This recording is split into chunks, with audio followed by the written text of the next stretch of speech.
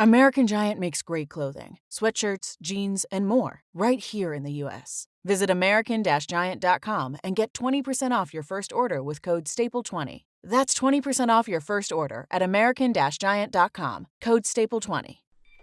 This is VOCM Open Line. Call 709-273-5211 or 1-888-590-8626. The views and opinions of this program are not necessarily those of this station.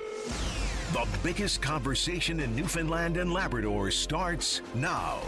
Here's VOCM Open Line host Paddy Daly. Well, all right, and good morning to you. Thank you so much for tuning in to the program. It's Thursday, April the 17th.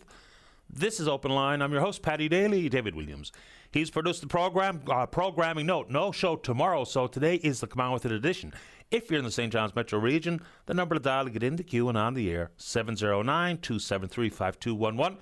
Elsewhere, toll-free long distance, 1-888-590-VOCM, which is 8626. Want to give a big shout-out, congratulations to the most recent inductees into the Newfoundland and Labrador Hockey Hall of Fame. They begin with Brian Brocklehurst in the player category, Jason Churchill in the player category, Brian Hurley in the builder category, Jack Lee in the builder category, Mark Lee in the player category, Murray Roberts is a builder, Rob Robinson in the player category, and posthumously inducted Kevin Parsons in the builder category. Congratulations to all hands. I will indeed be watching some women's hockey at the Women's World Championships. Last game of the preliminary round today, we got Japan. We're still 3-1. Only loss, of course, came to the hands of the Americans. Playoffs over the course of the weekend. Today is the last day of the regular season in the National Hockey League, and Montreal made the playoffs. How about that? Pretty happy with that.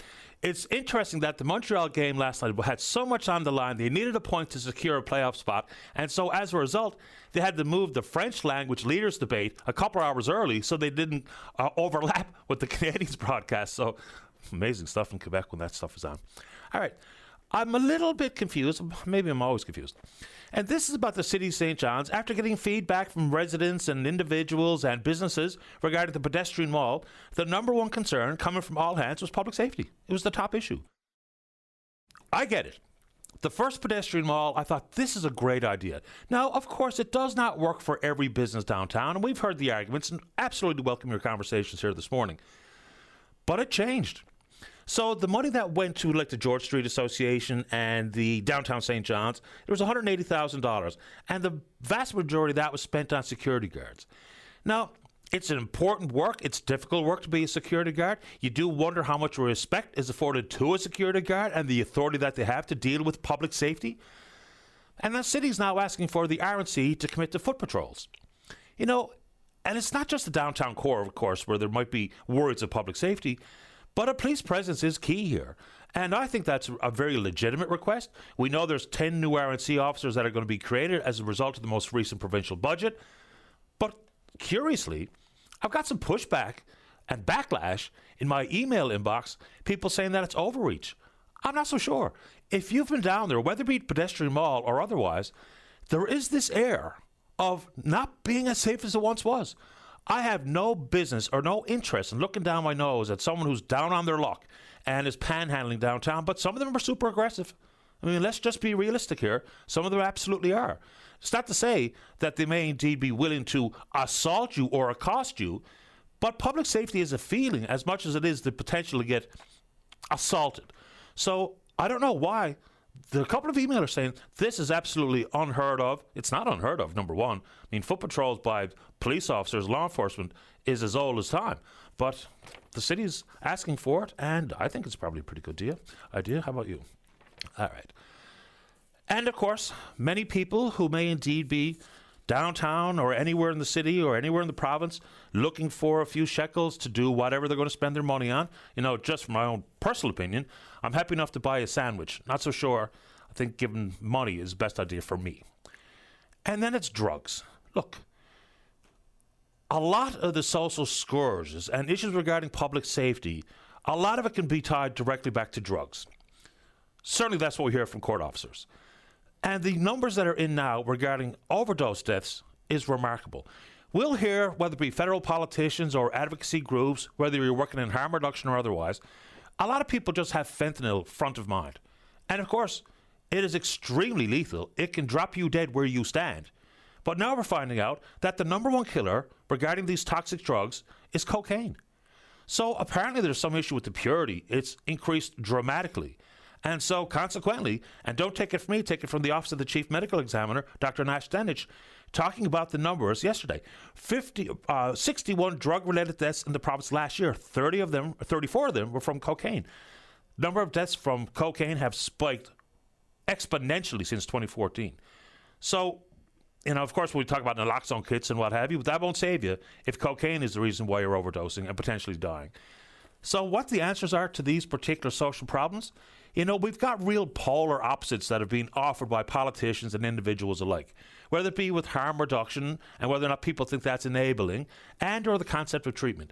We don't have enough access to detox and rehab in this province.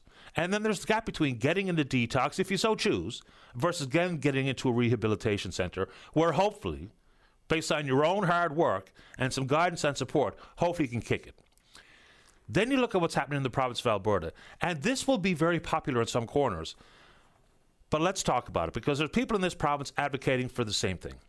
And that's, if you have a severe substance addiction and at risk of hurting yourself or others, you can now, based on being petitioned to this so-called independent body by a family member, to have you committed for involuntary treatment. Okay.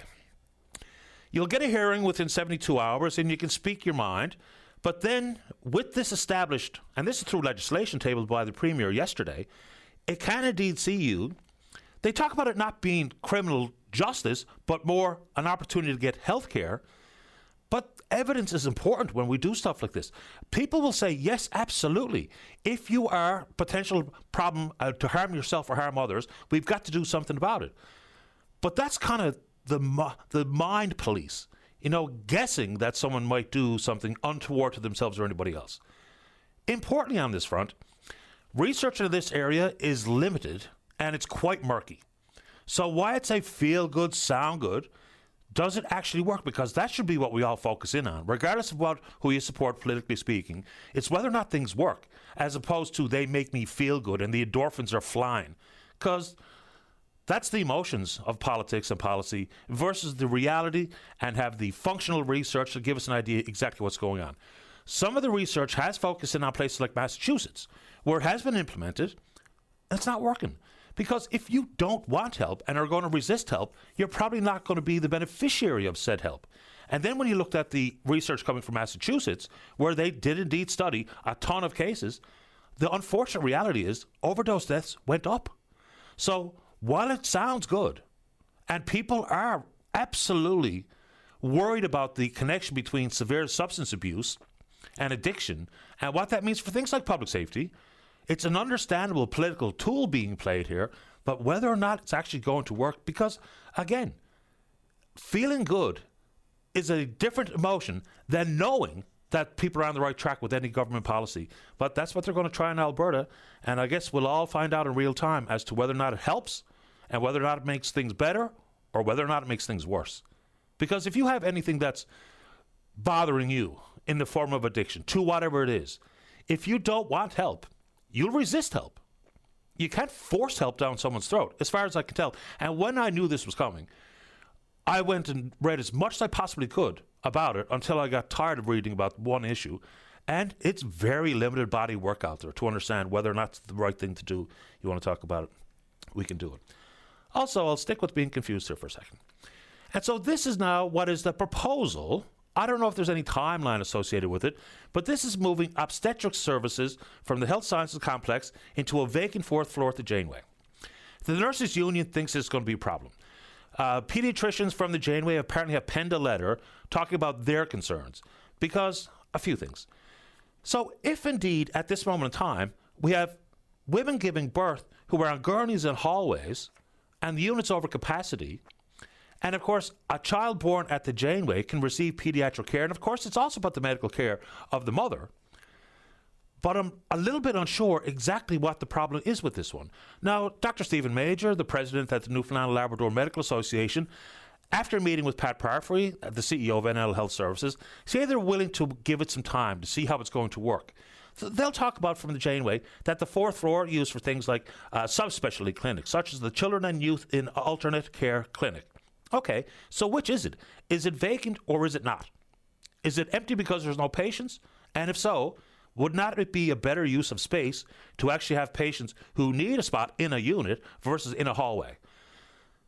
I've heard some people try to tell me what their concerns are, but that's the big question for me. Is it vacant or not? And if it is, doesn't it make sense to have it populated with people who should not be on gurneys in hallways?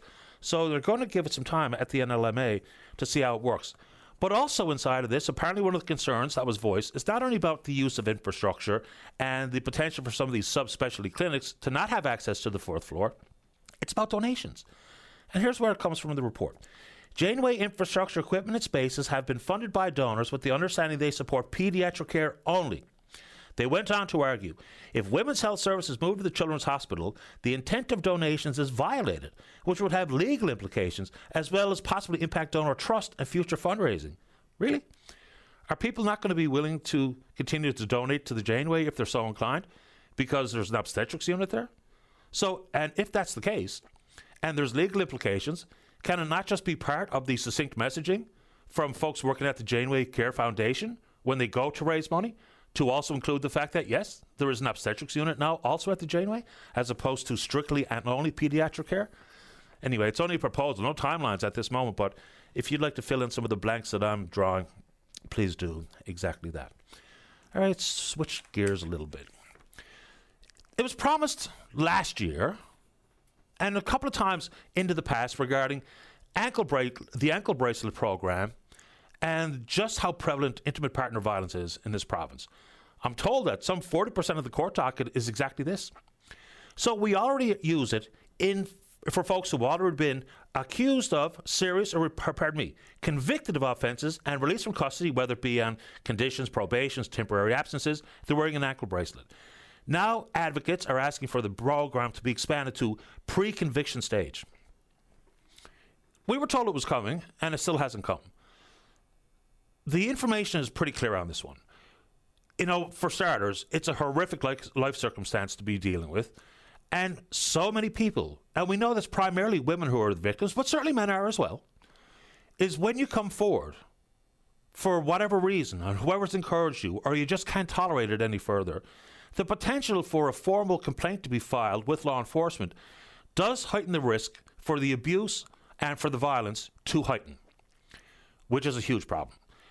It's not a cure-all, but the ankle bracelet will give a sense of security to many who come forward because they know that if a charge is filed and bail is granted, and you can put all the pieces of paper and protection orders in place, as many as you want, but it doesn't stop folks who are intent on ramping up the level of violence and abuse that they've subjected their intimate partner to.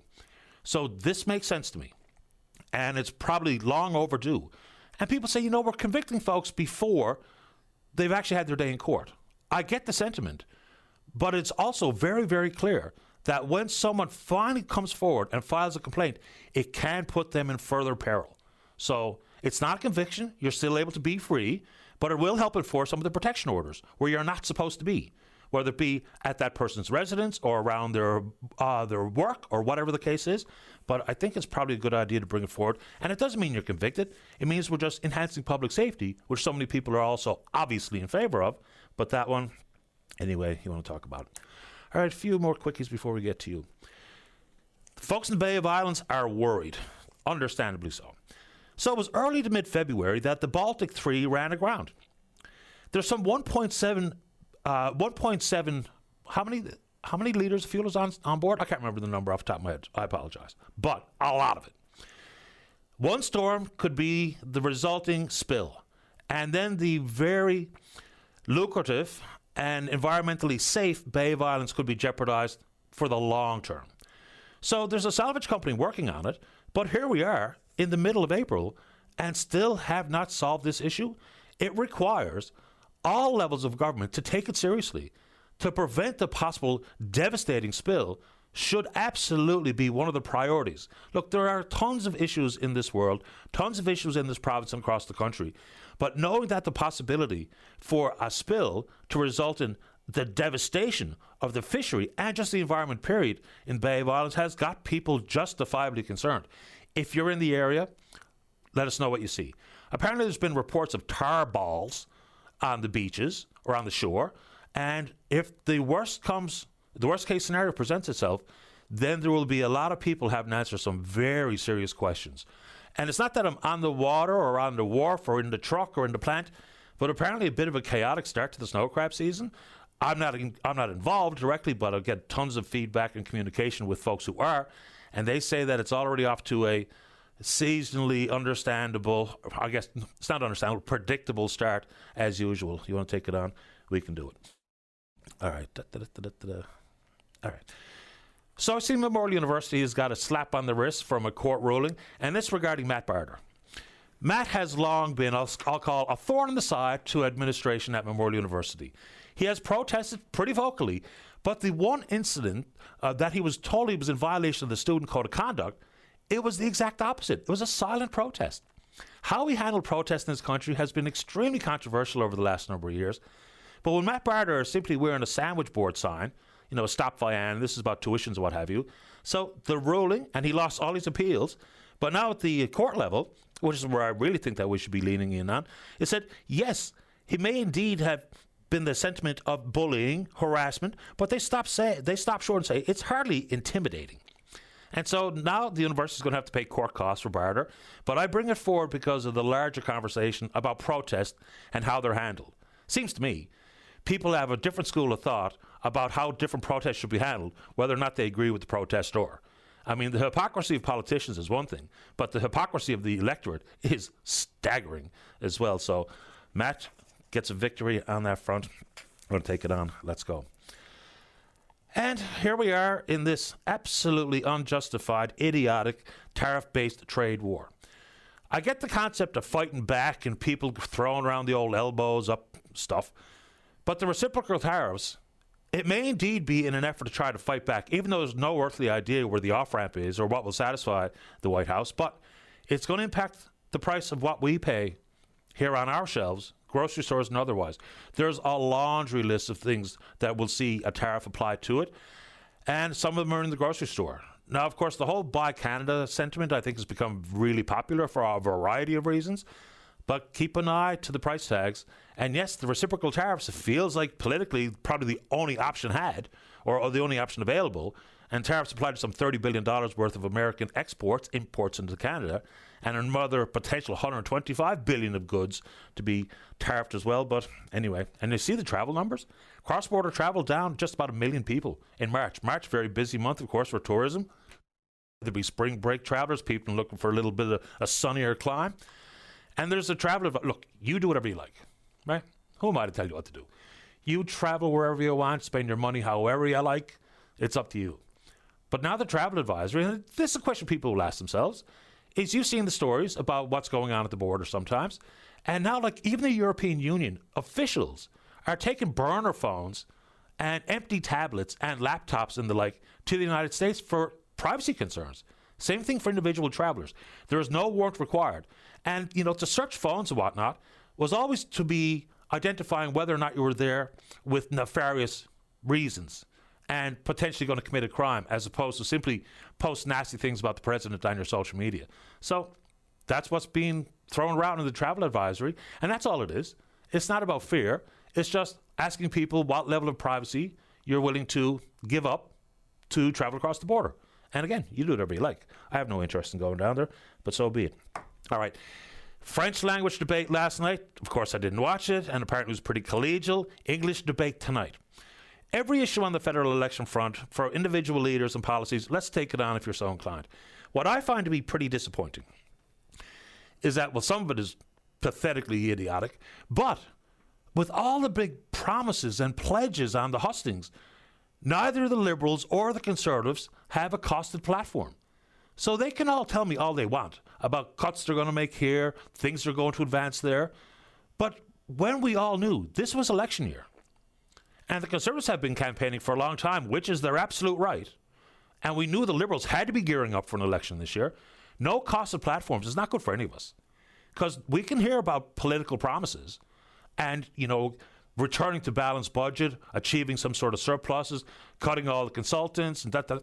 But without any cost of platforms, it's really difficult to dig in because once again, we're just digging in with whether or not it attracts me emotionally. Pragmatism is kind of taking a side stage here. No cost of platform is not good enough for me. I don't know if it's good enough for you. We're on Twitter. Social media, ugh. We're VOCM Openline. Follow us there. Email address is openline@vocm.com. When we come back, let's have a great show. We're going to talk about interprovincial trade, the lack of rentals in and around town, the prices we pay, and whether or not we're being gouged, and whatever you want to talk about right after this. Welcome back to the show. Let's begin this morning on line number 3. Daryl, you're on the air. Oh, hi, Paddy. How you doing today? Okay, you? Oh, good. Thanks. Nice day here where I'm to here in Gander, so it's all good. Paddy, what I'm calling about today, I want to talk about, we're not hearing no conversation on this no more, interprovincial trade especially. And here in Canada now, from what I can see, we're sitting on about $240 billion worth of interprovincial trade. Yet we're not hearing no talk about this now from federal or provincial levels. And it's unfortunate, but all I'm hearing now, they're focused on Trump and the tariffs. And we got to start focusing on other things like this interprovincial trade alone. That's a lot of money, and that could offset a lot of things. Not totally, but it could really put us in on the even keel zone, and for the better. So rather than listen to a lot of political mongering I hear now, and they're using Trump and tariffs for political gains. I got to speak my mind on that one. Let's talk about what we could do domestically. Hopefully the tariffs will vanish down the road. Who knows? We don't know because how things are transpiring. But let's focus on interprovincial trade. Support local. Look at the models like Germany, how they put their products first and then everything else is secondary. Let's focus on things that we could capitalize on and focus on being more independent. Because, Canadians, we're smart people. And there's a lot of innovative ways we could be doing things for ourselves rather than relying on other countries. Well, okay. For starters, there's just so much interconnectivity between our country and the United States regarding the economy and regarding all the things we consume and the goods that we purchase. So you can't separate it out. It just can't be done. I don't know if people focusing on one thing or another. I don't have the luxury of focusing on one thing. I have to focus on a variety of things. So just yesterday in Ontario, they tabled legislation regarding reducing internal trade barriers. So it hasn't gone away. I hear the conversations, I read papers from across the country, and they continue to talk about it and talk about some of the exemptions that still some provinces want to carve out, like in this province regarding, say, for instance, beer. But the conversation is continuing. I talked about buying Canadian right off the top of the program here this morning. So, just yesterday, Ontario, which is one of the biggest economies in the country, they just tabled legislation. So the conversation has not gone away, for sure. Yeah, no, I realize that Doug Ford did table it and looks like it's going to pass through. But we're not hearing no talk about it. I'm not hearing no politicians like federal, provincial coming onto your show, emphasizing this and talking about it more. So, yes, it's probably into the media, into write-ups or National Post or Globe and Mail, whatever. But what I'm saying, we're not hearing them speaking out about it. All we're hearing is Trump and the tariffs more so and focus on these other issues. Now, yes, you're right. We cannot eliminate the United States totally. We're going to probably need some goods and services. But there's a lot of things we could do on our own and enhance ourselves for the better rather than relying totally on another country. And we don't rely totally on any one country. The fact of the matter is, it's logistically convenient. They have things we want, we have things they like and they want and they buy. So trade is, we're an exporter. Right, we are. There's only 41 million of us here, and we've got a ton of stuff that we produce here, and minerals that we have access to, and other natural resources, and whether it be auto parts and up and down the line. So to have the trade relationship upended based on nothing and this pretend subsidy is problematic. It's not to say that we shouldn't be talking about interprovincial trade, and we should, because it does cost us money. I've talked about this issue for years. And now all of a sudden, it's a real big topic. We were told it could not be achieved, and then all of a sudden we're told it could be done in 30 days. It can put some industries and some jobs at some risk in certain provinces, but for all intents and purposes, it's a self-imposed tax. we probably pay about 10 to 15% more for stuff because of all the barriers that the provinces have put up. So it makes sense to me. In addition to the trade barriers, which Ontario's talked about eliminating in full, they also make the reference to labour mobility, which has also been restrictive in this country, more so than it should be or need to be. So I'll just put this out there for you and for everyone listening to the program. We can focus in on a variety of things at once. And in fact, we have no choice but to. So whether it be the Buy Canada campaigns and the interprovincial trade conversations and the tariff conversations and domestic issues, which are entirely within our control provincially and federally, we're going to have to walk and chew gum here. It's chaotic times. We need serious people with serious ideas. And that includes, I agree with you, more conversation about internal trade barriers and what it means for my pocketbook and your pocketbook. Like for this province and the alcohol business, I don't quite get it. So we're talking about protecting the two breweries. I understand protecting jobs, but the legislation says if the beer's not brewed here, it can't be on the shelves of the convenience stores. And my understanding is some 87% of beer bought in the province is bought at a convenience store. So I think we might have overstated the risks on that front, but whoever wants to prioritize one issue or another works for me. Yeah, no, exactly. I agree with you totally, Paddy. And the sad part about it, all this, like you look at Newfoundland, Labrador, and well, Canada in whole, is that we're rich in resources. We got all the resources. We got the oil, we got the critical minerals, aluminum, forestry. I mean, we got all the resources. If only if Canada itself get their act together and get things going. You look like, for example, natural gas. There's probably enough up in Labrador to look after North America. And not only that, oil. I know where like people want to go green and so forth, but oil could be produced now with 3% or less emissions. And the thing is, what we got to realize that we can't keep printing money. We got to start generating money, and oil is probably one of the biggest generators, and natural gas. But we can still do it in an environmental friendly way, and you can still produce it without, and we're still, try to.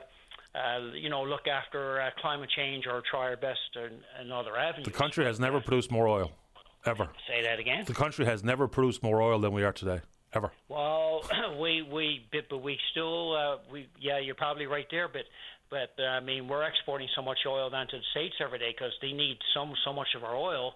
But what I'm saying is we could be doing probably more between like in Newfoundland, Labrador, Alberta, Manitoba, Saskatchewan, whatever the case may be. I think there's more room for improvement, and there's more opportunities to put money back into our pocketbooks. I appreciate the time, Darryl. Thanks for the call this morning. All right, yeah, thank you, Paddy, and like I said, all the best to you at VOCM and staff, and enjoy your long weekend.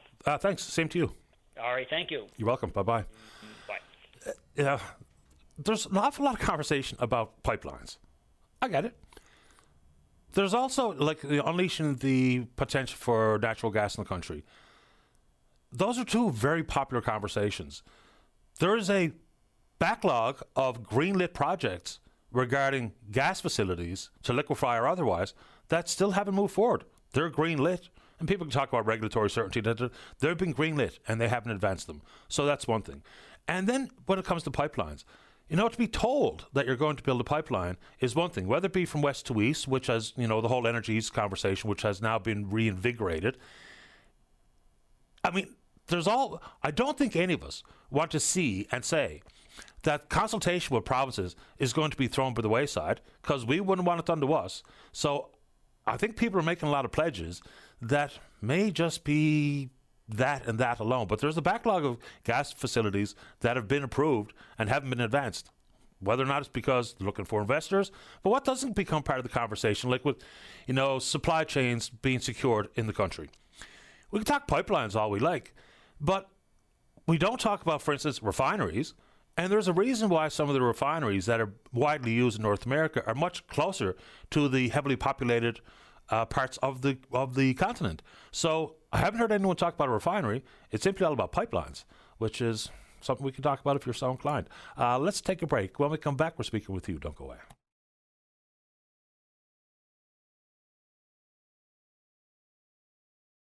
Welcome back to the program. Let's go to line number 5. Peter, you're on the air. Yes, sir. Good morning. Good morning to you. I'd like to say Happy Easter to you and your staff at VOCM. You too. And I'd like to speak this morning about price gouging. And like the two things that comes to mind that's the worst that we're being gouged on is insurances and groceries. And it's but a large food chain, But when it comes to insurance, I'll just give you one example now. We have health insurance with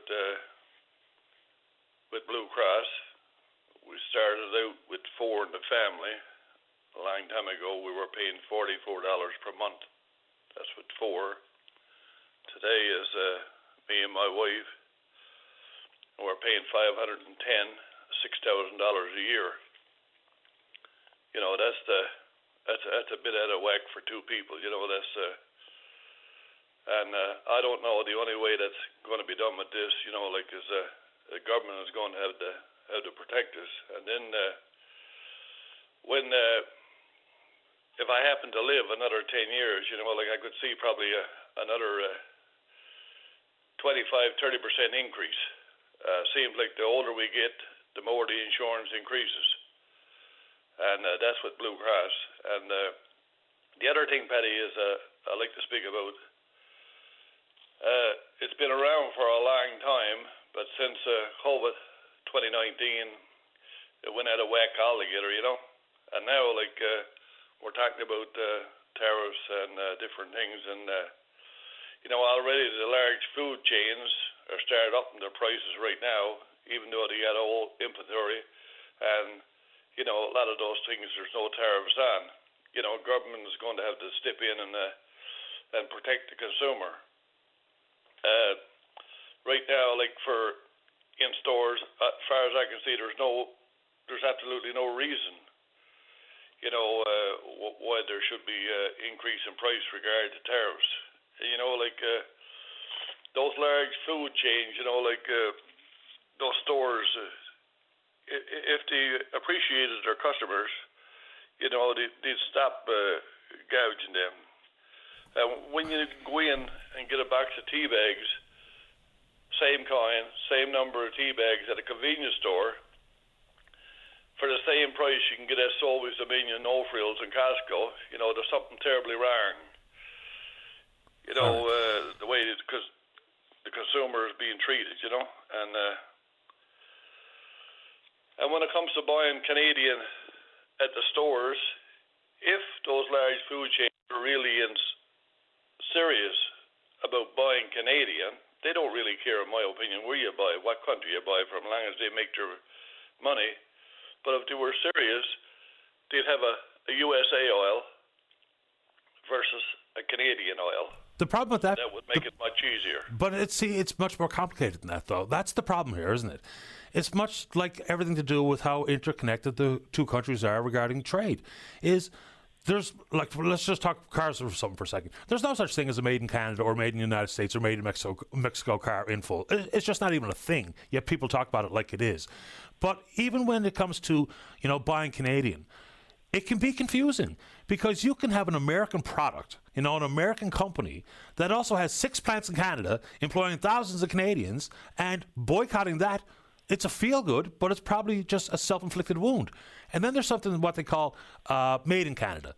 If 51% of the content is made in Canada, it can get that sticker. But then you can get something called a product of Canada, which is somewhere over 90% of the content comes from Canadian goods, Canadian plants, Canadian jobs. So it's really difficult, for a lot of products on the grocery store shelves to determine what type of Canadian content is actually in that product, because that's where the confusion lies. Now, there's some helpful applications people can use to scan barcodes and all those things, but there are so many things, and that's what the reciprocal tariff is going to do here, is there's a laundry list.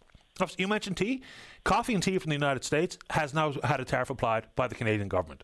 So it's going to be tricky to be price sensitive and to change our shopping decisions and habits to try to buy Canadian, which I think is an excellent idea. I've been talking about buy local since I've been in this chair, but it's a little bit more complicated than just saying, oh, that's an American product, because it could be from Canadian tomatoes, be in a Canadian plant that ends up as a tomato sauce or a bottle of ketchup or what have you, but it's an American company. So, tricky.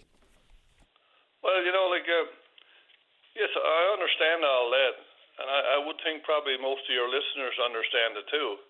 But, the onus is on the government to sort this out. And, to protect the constituents that who elected them. Most of us are, for the most part here in Newfoundland and Labrador, we're seniors. And it seems like the price gouging gets worse if there's only one large food chain in that particular area. If there's more stores there, like larger places like St. John's and stuff like that. But when you get in rural Newfoundland, there's only one food chain in that area. It seems like the price gouging gets a lot worse. Yeah, well, that's a competition issue, yeah. Appreciate the time, Peter. Anything else quickly? Well, Paddy boy, if the people of Newfoundland and Labrador right now, and I say Labrador because they're really being gouged, we should be in the parking lots. We should be making our voices heard. And then we should be in front of the government offices. Do your job. Do what you were elected to do. And the next time around in provincial election, I will be supporting the person who has a plan to protect seniors and the people of Newfoundland and Labrador from this gouging. It gotta stop, Paddy. It gotta stop. I appreciate the time, Peter. Bye. Take care. Bye-bye. Government picking winners and losers is also Pandora's box, though, isn't it? So I get the concept. Look, why? Because I'm a shopper as well, right? I'm the grocery shopper, Miles. Dave, I couldn't hear anything that you just said to me that time. Do you want me to take to me before we get to the break? Okay, quick one before the break is go to line number one, signal to the Executive Director at the Eating Disorder Foundation. That's Paul Toomey. Paul, you're on the air. Morning, Patty. How are you today? Not bad. How about you? Not too bad at all. Happy Easter to you and your family. The very same to you. Okay, I'll make this really quick so you can get to your break. In just a little over 2 hours' time, we're going to be doing the draw on our Hop Away, Fly Away sweep for the Air Canada tickets supplied by Air Canada Foundation. And we have 12 tickets left for a sellout. Tina and I are both here in the office right now, so first callers get first chances at those last 12 tickets. You can call us at 709-722-0500, extension 2 or extension 5, or email us at info@edfnl.ca. But there's just 2 hours left to get the last of the available tickets on our flyaway sweep. Want to thank everybody for jumping in on this one. It's been a tremendous response. We're excited to be giving away a trip, air travel for two to anywhere Air Canada flies in North America, including Hawaii, Mexico, and the Caribbean. So thanks again to everybody who's contributed, and let's see if we can move those last 12 tickets in the next 2 hours. They'll be gone, Paul, and hopefully so. Appreciate your time. Good luck with it. Thanks, Patty. Have a great weekend. You too, sir. Bye-bye. Okay, bye-bye. Here we go. Let's sell those 12 tickets. Let's take a break. When we come back, 2 months, respond to Darryl on interprovincial trade. Dave's here to talk about sand. What about sand? I don't know. And Paul wants to talk about rentals. Don't go away. Welcome back to the show. Let's go to line number 2. Paul, you're on the air. Yes, Paddy, I'm looking for an apartment now past year around central part of the city. It seems like for disabled people, there's no apartments out there to look for. Yeah, vacancy is around 1%, and that gets even worse if you're looking for something specific that can accommodate someone with a disability. I hear you, and I hear from people all the time on this issue, and I don't know what the answer is. We've been trying off-air to help people on this front for years, and it's seemingly just getting worse. Yeah, I'm just going to leave my number there to your friend or on the other line, where I can see will anyone call in and see if they got a 2-bedroom apartment for me, because my son's going to live with me too, right? Absolutely. 24 home care, right? 24 hours. I know some people in the rental world, and they listen to the show, and they usually reach out if and when they have an option for someone like yourself. So if you leave your number with Dave and anyone contacts us, Paul, we will get back to you 100%. All right, then. Thank you, Paddy. Appreciate your time, sir. Good luck. All right, thank you. Bye-bye. All right. Yeah, it's hard lines out there. And, I mean, it's a national conversation. We stopped building rentals. I mean, you can look at a timeline from when building affordable housing, building rentals, the mind shifted. You know, especially in the bigger centres. It became the opportunity to build condos. And condos aren't the same as affordable rentals. They're simply just not. But the country changes tune, and here we are. Let's go to line number 3. Tim, you're on the air. All right, Patty. Happy Easter weekend to everybody out there and yourself as well. The very same to you. Calling in, you mentioned I was responding to Daryl. I actually want to chat with you about some comments you made there about the trade barriers, especially in referral to the alcohol situation with beer. Sure. Like you said, it's only a couple of breweries. We can sell the beer in corner stores and all that. I didn't say there's only a couple of breweries. I said I understand the concept of protecting the breweries, but would they really be at risk given the fact that 87% of the beer is bought in convenience stores and they're the only 2 breweries that have access to them? Or the 2 big breweries? 100% it would. 100% it would. So I'm third generation Labatt worker. I don't work with them anymore. I did for 8 years. My grandfather and father for 30 years each. A lot of my friends still work for Molson and Labatt to this day in that same capacity. The Labatt and I talk to Labatt bigwigs all the time in my current role. I can tell you right now that those breweries have been looking to close the plants here for decades, just like they did with Coke in the 80s. And you know the effect that had, right? Yep. This province is one of the only places in the world where Pepsi has a massive dominating market share over That's Coke. true. And it's actually crazy. I tell people, I work in food and beverage industry all the time, and I tell them that, and they don't believe it. People from outside the country, they can't believe it. But anyways, there's a lot more to this that people, maybe need to understand a little better about. So the reason our bottles are different here is to differentiate from that and to stop that importation, right? So they can't do it. The other issue is the Newfoundland Liquor Corporation has been lobbying, and so are the big breweries, with trying to put these express stores. You might have seen them in some small communities where you can buy, booze, imported beer, whatever, in kind of like the corner store, but it's like its own little separate section. Sure, yeah. Moving those in is a way to bypass the kettle laws, which is the laws basically it has to be brewed and made in the province to be sold in corner stores. So if those trade barriers come down, I can assure you Labatt and Molson will close both of their plants here. It's been talked about in backroom meetings and in meetings with those companies for decades. It's on the block. It's exactly what they're trying to do. It saves them a bunch of money with importing. The laws are the only thing keeping hundreds of people in this province employed. Okay, I was going to say, I want to fully understand the point you're making. Let's just go down the hypothetical path here. So let's say the province dropped the restrictions regarding the free flow of alcohol, beer in particular, because if we're talking about the breweries. So let's just say that happens. How does that change what I just said and what the kettle laws say as you describe? So let's just say the barriers are gone. How does that change the Labatt's or Molson's want to shut down those breweries? Well, the barriers are down. They can shut down the breweries here and start bringing them in. Like, they can import beer. None of the NLC is supported by all the beer sold in the NLC will be there. All these small convenience stores, in small communities mostly, but all that I think you said, I don't know if it's accurate, but it sounds about right. About 80% of beer sales are done in corner stores and gas stations in Newfoundland. A lot of those corner stores also rely on those sales to stay open, these small businesses. So will the laws change? I don't know, but the laws, as far as kettle laws, they'll change much slower than these trade barriers coming down. I think you and I both know the speed of the legislature. Very, very slow. It closes the breweries, it puts people out of work, and it puts these small convenience stores at risk of closing down because they'll no longer be able to sell the beer that's being imported into the province. Yeah, because when you go in to buy beer, you're probably going to buy something else too, right? So that's the whole trick there with expanding your product offering. But again, and I'm just trying to understand exactly the issue as well. So, again, we're down the hypothetical path.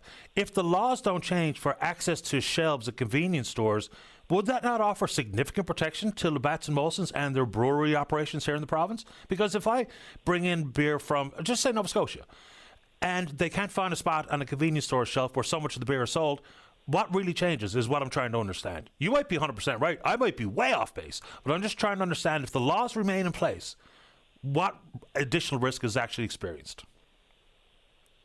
They won't sell it in corner stores because they won't be able to until the laws change, which is going to put those businesses at risk, right? Because they won't be legally allowed to. But the beer will still come in through the NLCs, and what they'll do is they'll work with the NLC to make every corner store and every gas station around the Bay or anywhere in small communities where it isn't St. John's, where there's you know what, I don't know how many NLC locations there are in the city, maybe 7 or 8. It turns them all into that, and then the breweries are closed. They're done. There's people's jobs at risk for this, and I can be certain that's where it'll go. I like, without a doubt. Is it possible to keep the law the way it's currently written, so the only way you can get into a convenience store is if you brew it here? Sure, but what's the point of having interprovincial trade laws on alcohol change then? What's the point if it doesn't matter? You know what I'm saying? Like, so just leave it. I didn't say it doesn't. I didn't say it doesn't matter. But let's say, for instance, you want to buy, I don't know, I don't really know all the Molson Export that's brewed in Montreal, and you have to go to the NLC proper to buy it. Are people going to change their favorite beer and then go to the NLC as opposed to buy their Labatt Blue at the gas station right down the road like they always have? That's what I'm just wondering out loud whether or not people's purchasing habits are going to change dramatically because all of a sudden you can buy Steam Whistle at the NLC at Howley Estates. Well, you can still do that anyway. You can buy Steam Whistle then, but you can also buy Labatt Blue and Blue Star at Jockey Club, which is only made here. Right. Right? You can do that. So those beers would disappear. They would no longer exist, which is like, you know, a 75-year, 80-year history gone. All those are done. So that sucks entirely. But people's purchasing habits won't change. It's just where they go to buy it will. And that means that the corner stores and the gas stations are going to lose that business. It means that the people, like I said, working in the breweries will no longer have a job. They'll close them. Distributors might suffer. I don't know how that'll work.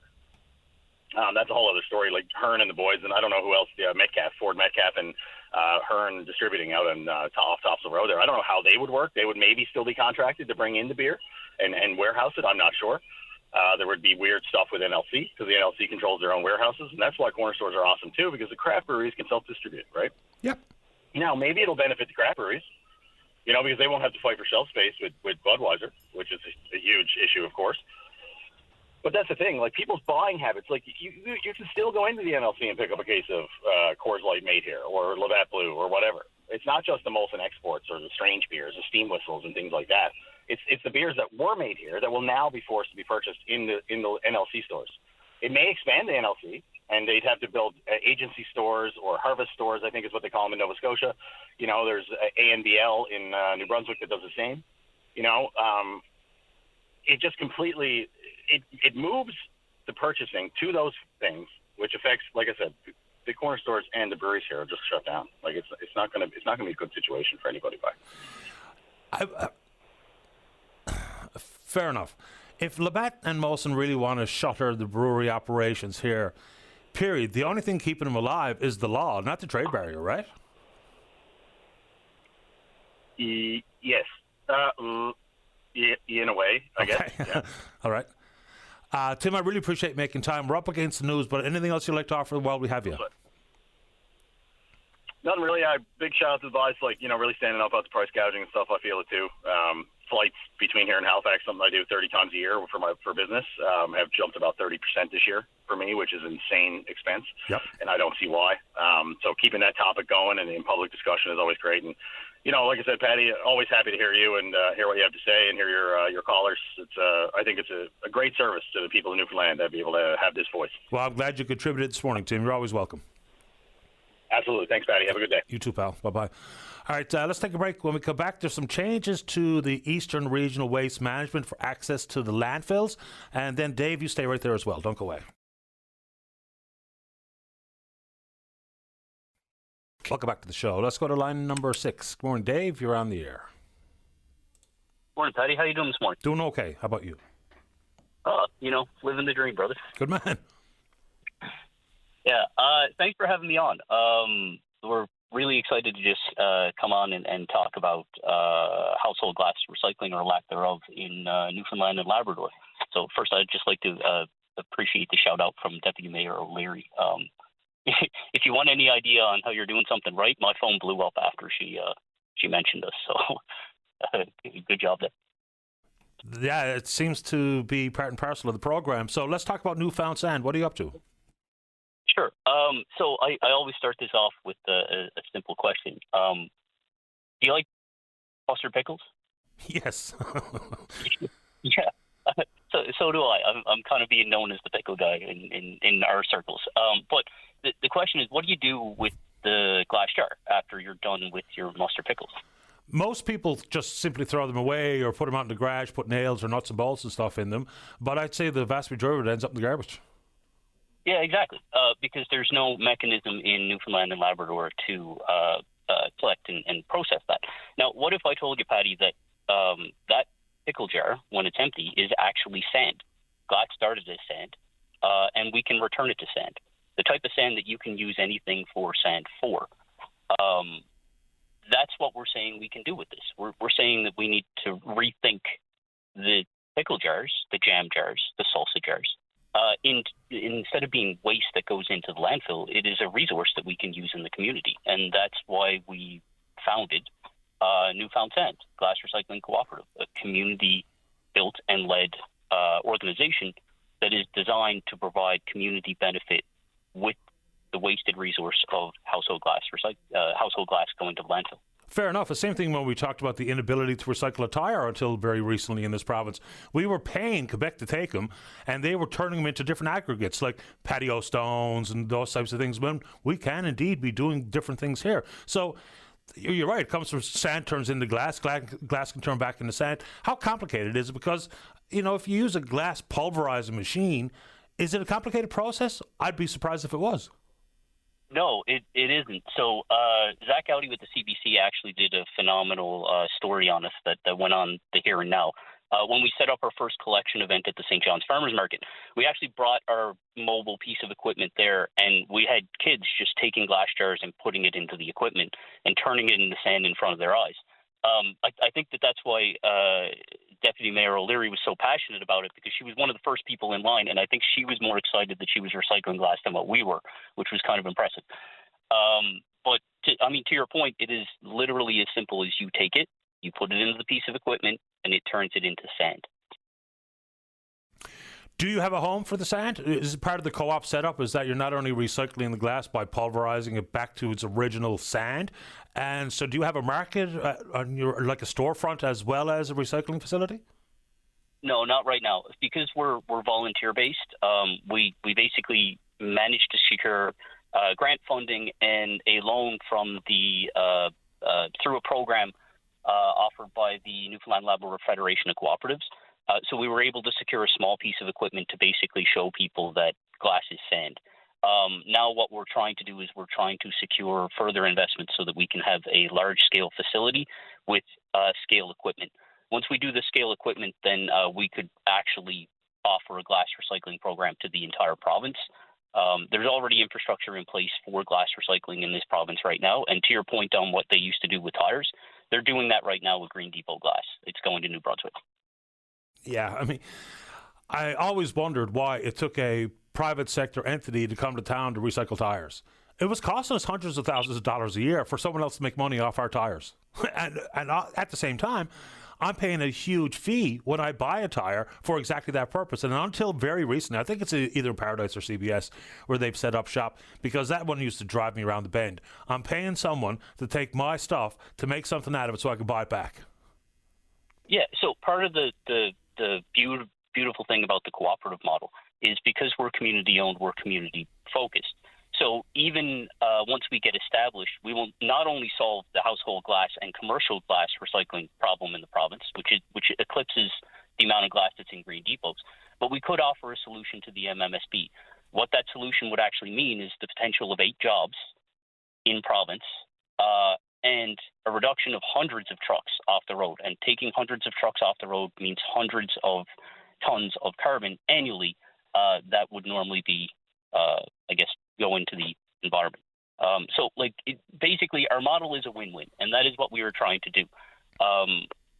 Huge shout-out to Sheila O'Leary for shouting us out. And actually, it's been a wild week because our MHA in Clark's Beach actually just gave a member statement, an incredibly inspiring comment yesterday about our initiative and how it's volunteer-led. So a huge shout-out to her. So thank you for bringing awareness to us as well. What sort of capacity do you have at this moment of time regarding volume of glass that you can take in, and then, of course, volume of sand that you can provide to whoever for whatever? And is just sand or other aggregates as well?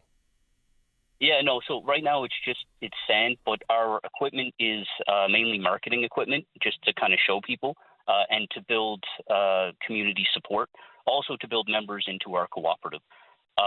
We have limited capacity outside of pop-up collection events that we'll be doing because we're a 9-member volunteer-based board. We all work full-time. We just believe that glass can be recycled in this province, and this organization is the way to do it. I think there's a bit of frustration out there that we understand that once we started this, people are hoarding and collecting their glass because they want to bring it to us. Because we're volunteer-based and we only have a small facility and small equipment, it's all manually fed. So it is extremely labor-intensive on the 9 volunteers that are there. But we just partnered with Ryan's Recycling Services in Mount Pearl. They're offering, hold on, I got to get this right. So it's their 4th annual e-waste collection event, which is happening this Saturday at 17 Dundee Avenue from 10:30 to 3 p.m. Ryan is like just an incredible young man who started this business, and it's unbelievable what he's done. But they're offering e-waste, and in partnership with them, we'll actually accept glass there as well. So if you're around Mount Pearl, we'll be collecting glass from you guys on this Saturday at 17 Dundee Avenue through Ryan's Recycling Services. Yeah, so we're pretty excited about that too. I appreciate the time, Dave. It's the first I heard of it, and I'm glad you told me about it here this morning, and good luck. Thank you, Patty. Thanks for having me, and happy Easter. The very same to you and yours. Thanks, Dave. All right, there we go. Yeah, I know we were just talking about glass, but all those years of piling up used tires and then paying someone to take them, and then we buy their stuff back. I know someone who's actually working in that industry in Ontario. They collect used tires, they buy them, and they turn them, in this case, they turn them into patio stones. I'm not sure if they make anything else, but certainly in the world of patio stones, and apparently the business thrives. Let's see here. Let's take a break. When we come back, Heather, you're next to talk about the dump. Don't go away. Welcome back to the show. Let's go to line number 4. Heather, you're on the air. Hi, good morning, Patty. Good morning to you. It's so good to see the sun out. Oh, my God, what a difference it makes. 100%. Listen, I'm calling about the ERSB, who they look after, the Regional Services Board. That's the eastern one. And the hoops that they make you go through in order to deliver your garbage. You know what's going to happen. If it makes it too difficult, and it seems that they have, and it seems it's started, people will not go to the dump because they can't bring their stuff to the dump. So they're not going to leave it there for another 6 weeks in front of their house. So I guess they'll do something else. Anyway, and there are complaints by the Eastern Regional Services Board that there have been some incidents with people being really upset, coming with their garbage to bring it to the dump and put it in their local dump, and being refused because they don't have a card.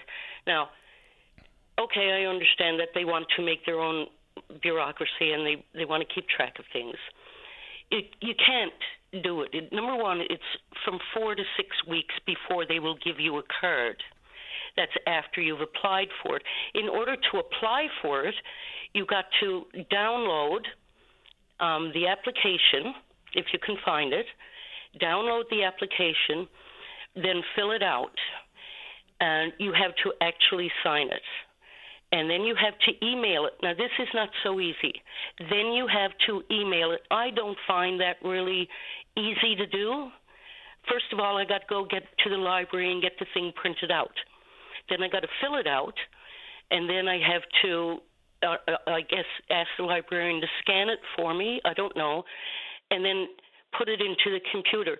Then they also want a copy of some kind of identification, reasonably so. They want to know that you are a resident of the place that you want to bring your garbage. Fair enough. But they really make it incredibly difficult. And then, after all of that's done, 6 weeks before you get a card, so we're talking about June now, people aren't going to do it, I don't think. And I don't understand. And they've got this policy about their, about the, respectful workplace. Well, I really think that they need to have some respect, too, for the people that they're so-called providing a service to. And why can't they just, I take my ID, my driver's license, and my garbage, I go to the dump, I show them my ID and a completed form, or do it there, and give it to them, and let me dump my garbage. But no, 6 weeks, and that's only maybe. They do have a warning. If you don't have it completed properly, it will take more time. So anyway, what do you think? I don't think they're showing respect to us by making it so incredibly difficult. A lot of people don't have access to the technology that they're requesting. Yeah, if someone uses email and has access to the internet in their home or at work, what have you, the process is not a big deal. I went through because someone sent me a concerned email one day, I guess last week. So I had to look at it, and it really wasn't much to it. What I don't necessarily understand is exactly why I have to have an access card in the first place. Like, if I can just simply, as you mentioned, show my driver's license, and I don't even know why I should have to show my driver's license either, right? I pull up to the dump with acceptable waste, I dump it free of charge, and then I leave. So I don't even know why this is taking this step. We will invite them on to walk us through the rationale and the process, and if someone doesn't have access like you described, what might be an option, because I'm confused by even why this is a thing. Yeah, I am too. But Betty, I have to say that it isn't so easy as what you're saying. You have to get the form printed out. You have to print out the form because you can't fill it in. It has to be printed out, and then you fill it out. Then you got to get it scanned and send it as an email attachment. You know, this is a lot of technology for someone that just writes and looks up information. It's a whole lot of stuff that we don't have. They've got to get your ID scanned. That's got to be scanned. People don't have scanners in their homes. And then that's got to be sent as an attachment to an email. Another, like, these are steps that are not so easy. You can't just fill it out online. Why not? Why can't you just fill it out online? What's their problem? Yeah, I don't know why they're making it so difficult. And that's the question. Why are they making it so difficult? Why? I don't know. I can't answer that question, but I will invite them on so they can answer it for you. Okay, that would be great. They have a board meeting, it looks like, April 23rd, so in a few days' time. I think that's something that they should bring to their board and discuss, because it's already caused problems. It's going to cause more. We will invite... Thanks. Sorry, go ahead. No, I said thanks for taking my call this morning. Happy to do it. We'll follow up. Okay, thank you. Thank you. Bye. Bye-bye. Bye. So even on the form itself, so they talk about what the applicant must provide. Proof of identification, driver's license, other government-issued ID, and just a reminder for folks who need a government ID but don't want it to be a driver's license if you don't have one or what have you. You can go to a motor vehicle and get a government-issued ID, and it doesn't have to be about a license. Then it goes on to say, a copy of the required documents must be submitted with your application. Incomplete application will not be processed, of course. Ensure your identification and address documents are clear and legible. Submitted documents must be current and reflect your legal name and address.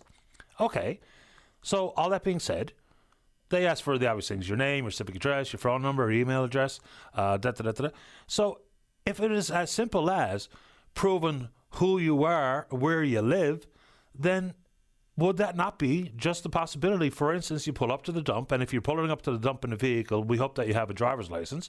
So if you just show it, can that just not be good enough in and of itself? And why, if not, why not? So, Dave, let's get them on and see if we can figure this out. The whole approach to how we created these waste management boards has been confusing for a lot of people. Like, for instance, for, let's just say, parts of Western Newfoundland on the island, now we're trucking garbage all over God's creation.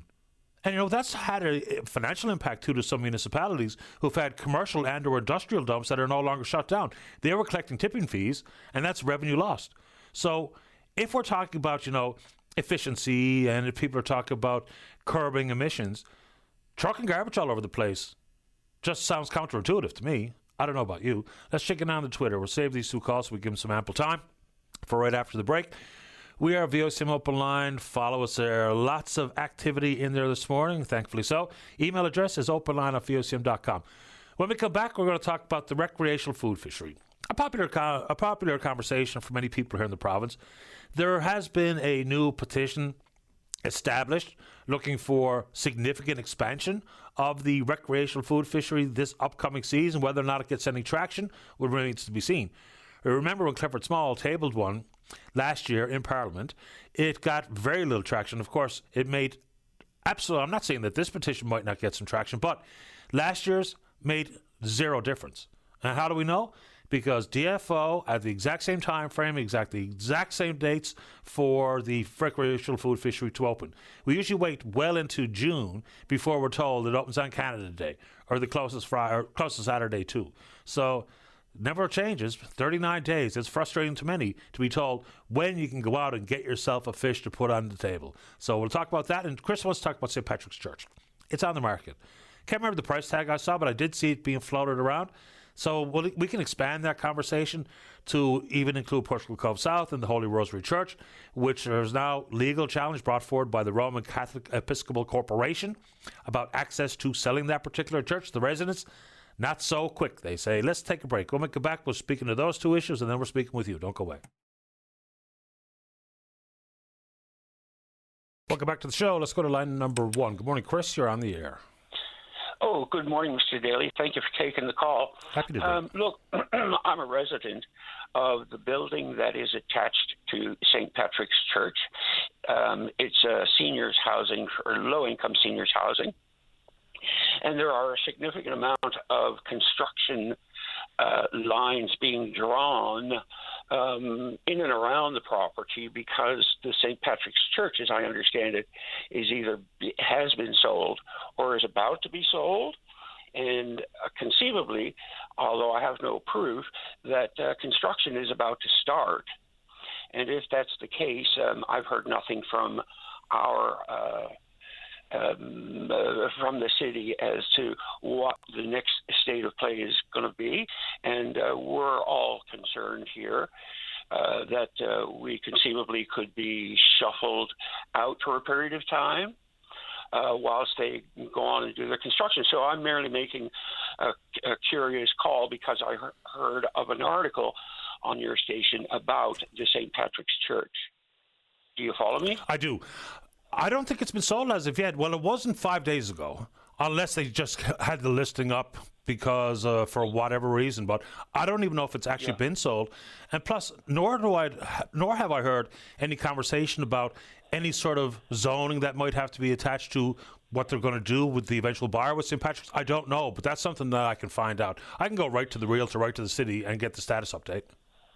Well, that would be the best, and I'd be grateful, and so would all the other tenants here, because the marking suggests that large construction equipment is about to move in because they have the lines in orange and green paint marking where the sewer lines are from our building, et cetera, right? So that sounds like a precursor to the construction season, and we're just a little concerned. Well, rightfully so. If you see markings that indicate that there's some work going to be done, it'd be nice to know exactly what work and for what purpose. So I can get that information. It's easy enough to get from the city whether or not there's been applications for whatever use of St. Patrick's Church. I mean, it's remarkable to me that the Basilica had to be sold and St. Patrick's had to be sold. St. Patrick's Church used to be the tallest building in the city. For decades, it was the tallest building in the city. And to know it's lost... It's a beautiful Gothic old stone church. 100% it is. Gorgeous place. Yeah. I'll find out as much as I can. Thank you, Mr. Daly, and I'll listen in. I appreciate the time. Taking my call. Thanks, Chris. Oh, okay. Bye-bye. Bye-bye. Yeah, we should be able to get a pretty quick update. Now, it was still listed as recently as last weekend. I just happened to see it float by, and I had a look at it. And I can't remember the price tag off the top of my head, but it wasn't cheap. And to see those kinds of places repurposed, for the faithful, for the congregations, it's a real slap in the face. It really, truly is. And I do think some of the arguments being made, for instance, by the folks in Portugal Cove South about Holy Rosary, and I think legal questions about who actually has ownership to sell out from the community, sell out from under them. They're a church. Amazing stuff. And again, for your consideration, and we all know why the churches and parish halls and other properties have been sold, raise money compensation for the victims of Mount Cashel or their survivors of the abuse at Mount Cashel. About 40 million has come in the door, including 13 million from the province already to buy 32 schools, which I don't understand why that was required, given the Schools Act was pretty clear. As long as they were being used for educational purposes, that remain under the authority of the provincial government. But now it looks like the compensation number has grown all the way to, I think, $121 million. So eventually, is it going to be the provincial government that backfills that difference between 40 and 121 million? Because that's a lot of money, and they're never going to be able to raise it inside selling off church properties. Let's go to line number 2. Barry, you're on the air. Good morning, Patty. Thanks for taking my call. No problem. Patty, before I begin and before I forget, I'd like to say to the people of Portugal Cove South, stand fast, hold fast, people. You're doing the right thing in my mind. Patty, I talked about the food fishery, and thank you very much for talking about the petition that we have on the go. And to your point, will it count or not? Will it make a difference or not? I don't know, Patty, but we have to try. We've got to try something. People talking about the petition that we have, it's difficult to get onto and that. Just look for some assistance, shoot us a call, and we'll help you out the best way we can. We've helped many, many people so far. We've got a little over 1,700 signatures so far, which I don't think is that much, but it is a start. Patty, we talk about the length of the season and the quota going up from 5 to 10 that we have requested. People say, oh, there's going to be all kinds of abuse. People are going to be going out over 100 days of the season, times 10 fish. Well, let's look at it. The codfish, when they come in, sure, everybody's going to be out at it first with the until it initially wears off. But soon after that, though, after the capelin glut is over, Patty, the fish get smaller, and you have to travel further, which costs more money in gas. You're not going to be able to nobody's going to be able to get out every day, even if you had the time to do it, because of the weather. And this is why we're talking about and asking and pleading with DFO to change the system to a safer and fairer system that we've been always asking for, to allow the people of Newfoundland and Labrador to pick and choose the times that they want to go out, when it's safe to go out, not when they have to go out. And that's a huge difference, Patty, for the safety of people in Newfoundland and Labrador. And I will, if the food fishery is not changed, and somebody, God forbid, Patty, there's a drowning fatality this year because of the food fishery not being changed, I will lay it solely at the door of the DFO minister, whoever that may be. Yeah, because at this moment in time, we're all going to have to wait and see what the outcome is of the election, of course, on April 28th. So we'll wake up on the 29th with a new government, whether that be the Liberals or Conservatives, remains to be seen. And then we'll see who steps into the role as the Fisheries Minister. People seem to think that there's a big upside if and when there's an elected member from this province steps into that role.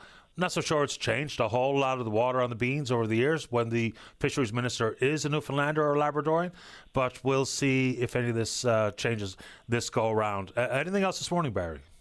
Patty, I was disappointed not to hear the Liberal incumbent Joanne Thompson of St. John East, who was currently the DFO Minister, not bring up anything about the food fishery. It doesn't seem like it matters to her. I don't know if that's a fair statement. That's how I feel. I got to say it. And we're just looking for a safer and fairer system. And now with the moratorium being over, Patty, there is no reason why DFO cannot come out with a safer and fairer system. And like I said before, Patty, it's not like it's a complicated thing to do. It's only an extension of days, an extension of the bag limit. And I know it's a bit more to it than that, but it's not a difficult thing to do.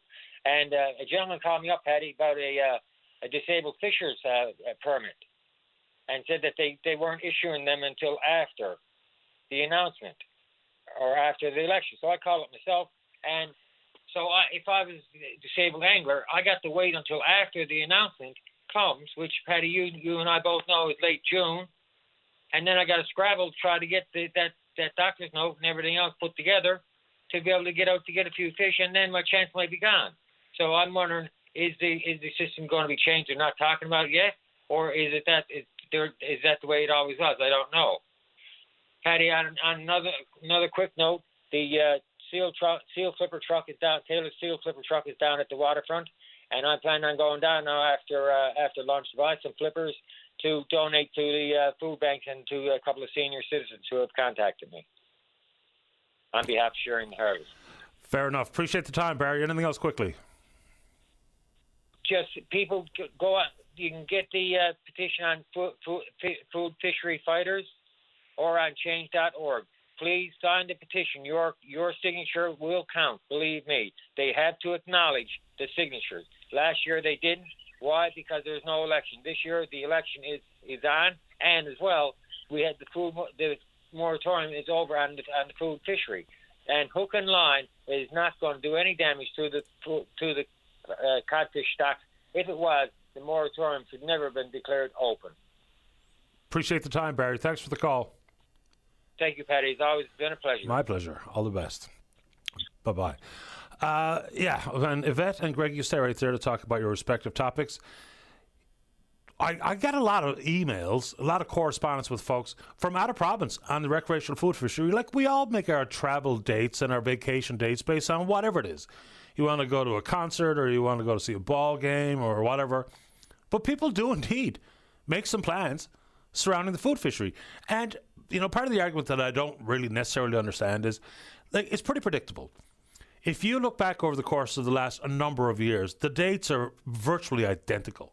So knowing that it's going to start in and around Canada Day, and we're going to have 39 days of it, and it's going to be Saturday, Sunday, Monday. So I think you're pretty safe in making your travel plans now, if and when you make some of the plans surrounding the opportunity to get out on the water and jig a cod or catch one with a spinning reel. Let's take a break. Yvette, you're next to talk about the dump, and Greg wants to talk about hockey. Don't go away. Welcome back to the show. Let's go to line number 4. Yvette, you're on the air. Good morning, Patty. Good morning. I'm calling, I was just listening to a lady regarding those cards that you have to give to access the local dump. Yep. So I applied for one of those cards, and they're not as easy to get as you may think, because you have to put down your civic address and your mailing address if the two are different. Our civic address is different than our mailing address. So I completed the application, sent out my driver's license. On my driver's license, my mailing address is there, and in brackets, it's just the community that I live. I got an email come back stating that they wanted more proof of where I lived. So you sent off your documents, but where the mailing address and the civic address is different, it's not being approved by them. But like, I can apply for a passport or anything else and just put in my civic address, and it don't come back for more proof as to wanting to know where my civic address is located. And one gentleman actually applied for it and come back, and he sent in so many more documents. And last going off, they come back and wanted the deed to his land so he can prove that he actually lives in that location. Oh, my God. And I mean, not everywhere in the province do you actually have a legitimate civic address, period. In our area, we don't. Right. I mean, and it's long been a concern, whether we talk about first responders or whatever, and now this. We have indeed sent off an invitation to see if we can't get someone on. But I'll get, like, additional pieces of information that people generally use to prove that they are who they are, they live where they live, is something just like your hydro bill, right? Because that's generally been one of the go-tos. If you have a hydro bill alongside with your driver's license, even if it doesn't have a specific number on a specific street, that's generally good enough. I don't know why we're having to jump through hoops on this one. With those guys, it's not good enough. People, after sending in their bills, and it's not detailed enough, like just your community on it, it's not good enough. People are phoning Newfoundland Power, getting their addresses changed on their hydro bill so they can send it back off to Eastern Waste to get an access card. And there's people been at this, like, you had, as of the 1st of April, this changed, you had to have your access cards. And there's people have been at this trying to get those cards since December month, and they're still coming back with emails that they haven't got enough information. Yeah, and I'll just throw this out there.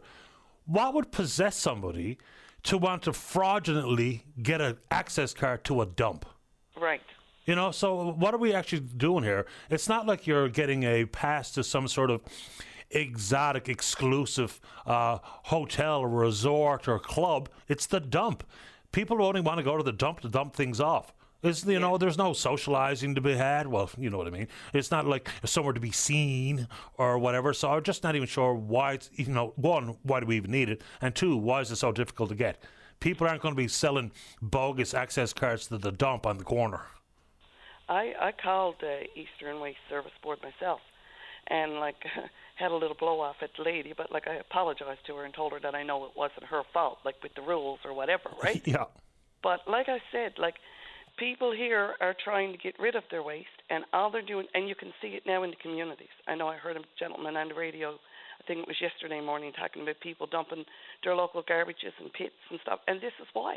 It's making it harder for them to get rid of their waste, and they're just making more dumps in the local communities. Yeah, and I always hesitate to offering anybody an excuse to dump in the woods, but we all know what's going to happen. If you make it difficult or if you make it expensive, some people will choose to do it, even though I think that's a horrendous thing to be at. Yeah. To be going for a walk in the woods and having to sidestep couches and bags full of used diapers and washing machines and the rest of the things that people throw away is just pathetic. But anyway, Yvette, anything else on that front before we say goodbye? No, that's it for me today. I appreciate your time. Thank you very much. You're welcome. Bye-bye. Bye.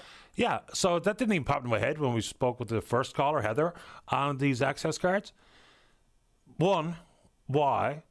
Two, if people have a hard time proving where they live because they live in a community with no civic addresses on their homes, then do we think that people are going to apply for access cards for any other purpose than to simply go to the dump? I must be missing something here. And hopefully a representative of Eastern Waste Management can come on and walk us through the process, even just the rationale behind it. Let's keep rolling here. Let's go to line number 5. Good morning, Greg. You're on the air. Good morning, sir. Good morning. I just want to remind the fans that the 7th game for the junior hockey between the St. John's Caps and the Conception Bay North Star First team is tonight at Mile 1. You've got I think, grandson on the Caps, is it? Yeah, I have. So obviously 7 games, everything on the line. Must be a hell of a series so far. I haven't seen a single game, but I've been sick for a few days as well. Yeah, it's been a real tough series, back and forth, and naturally our team got the home ice advantage because he finished first overall, right? So now the 7th game is tonight at 7 o'clock at Mile 1. So lots of fans come out, support the boys. This is the last game for the season. And, of course, the winner gets a chance to play in the Don Johnson Cup, which is a great tournament as well. No, that's not on this year. No Don Johnson this year. I didn't know that. No, boy, whatever happened. It was supposed to be on PEI, but apparently PEI dropped out. And then the 4 teams up there, 2 in Nova Scotia and 2 in New Brunswick, decided to go ahead with the tournament, and for some reason Newfoundland opted out, right? So that's a real shame because the Don Johnson is a fantastic tournament. Oh yes, it was in Mount Burrow last year, right? Yeah, I went in. Anyway, so good luck to all hands tonight, Game 7, and every time I hear about the junior hockey playoffs here and Game 7s, I lost back-to-back years in Game 7. It still stings me to this day. And one of the boys, a good friend of mine, Roger Hounsell, who's with the fire department, he's captain of the fire department, he scored the winner in overtime that one year. I never forgave him for it. No. But, and then our Montreal Canadiens are doing excellent. Yeah, they got themselves a playoff spot. Look, I mean, they got to play the Caps, who are number 1 in the East. I don't think Montreal's going to be a pushover, though. They look pretty good. And this young Demidov kid, he's for real. I mean, he's got the skills. Yes, yeah. Yeah. And our new guy, he's playing well, but seems to have a little problem trying to put the puck in it. But he does. He scored the other night, but he had a few chances last night. He just couldn't capitalise. He can really skate. Between him and Demidov, it's too bad Liney's not a little bit quicker, because those two guys can absolutely fly. And hopefully Alex, can find the back of the net a little bit more frequently, because he's playing well. And he looked good out there last night. He just couldn't buy one. That's right. Yeah. Anyway, there you go. Anyway, talk to you later, and thank you. Enjoy the game tonight, Greg. Oh, I will. I'll be there all the time. I bet you are. Fantastic. Because I'm known as Winter all over Atlantic Canada. Oh, is that right? I'd love to hear it. Greg, good to have you on the show. Enjoy the game tonight and have an enjoyable Easter weekend. You too, sir. Thank you. You're welcome. Bye-bye. Yeah, lost back-to-back Game 7s. Both years we finished first overall in the regular season, which doesn't mean squat, just to go on and lose in the final. All right, let's check in on Twitter before we get to the news. We're VOCM Openline. You know what to do. Oh, just very quickly. And we can get in on all the federal political parties and their leaders and their policies. And I did mention that there's no costed platform from either the Conservatives or the Liberals. And someone wrote to me and said, what does that matter? What does it matter what things cost? Because isn't one of the big concerns about the whole concept of printing money and debt and deficit? So making pledges and promises, it'd be nice if we had some idea about how much they're going to cost and how those additional spends are going to be achieved. Because we're talking about people are talking about slashing the budgets and, no more hiring. The public service the number of people will be fewer based on attrition and da-da-da-da-da. But one that was in the email said, who cares? Which I find to be a completely bizarre thing to not care about, is about how much things cost. Anyway, was the reference was, how can you not vote for the Conservatives if they said they're going to cut your income tax by 15%? That's pretty misleading stuff. It really, truly is. So if people are thinking that they're going to pay 15% less in income tax, come on. That's not a thing. The federal government brings in somewhere in the neighborhood of about $320-ish billion in federal taxes each year. So imagine cutting 15% of that. So let's get some round numbers out there. So we're going to reduce the amount of tax revenue, even though I feel like I pay too much tax, reduce tax revenue by, say, $45 to $47 billion. That's not happening. The 15% reference is 15% of your actual tax bracket. So if you're in the 15% bracket, then they're going to cut 15% of it, which is 2.5%, not 15%. So that's some of those things where, look, it bleeds into our minds. And the amount of info that's flowing out there is remarkable. And what's also equally remarkable is how much of it is just bogus. And that's coming from all hands, regardless of who you support. But it's been a real wild ride here to follow along the federal election campaign. All right, time for the 11 o'clock news. And a reminder, there's no show tomorrow, so this is your last chance this week to get in on the action. If you're in and around town, it's 709-273-5211. Elsewhere, toll-free long distance, 1-888-590-VOCM, which is 8626. We're taking a break, and then we're coming back. You're listening to a rebroadcast of VOCM Open Line. Have your say by calling 709-273-5211 or 1-888-590-8626 and listen live weekday mornings at 9 a.m. Before I forget, so coming up this evening at the Hub at 7:30 p.m. is the issue regarding disability tax credit. So you're going to get some help. There's going to be some tax professionals on site. My understanding is there's going to be some health professionals on site as well. So if you think you might be eligible and need some help filling out the application, and then of course you need a medical professional depending on your impairment to sign off. But at the Hub tonight, 7:30 p.m., tax pros will be on site to help you out. Let's go to line number one. Caller, you're on the air.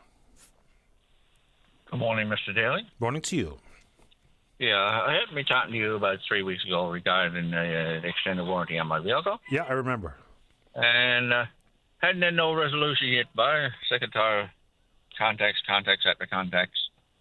But is there anybody, listening to your program that's ran into the same situation that I ran in, probably to be able to help me out or point me to where my next step is, but I'm certainly not getting nothing out of it. Yeah, just so if people may have missed that call, give us the Coles notes. I remember what it's about, but give us the Coles notes about what you're dealing with, and so that folks who have similar experience, they might be able to help you out.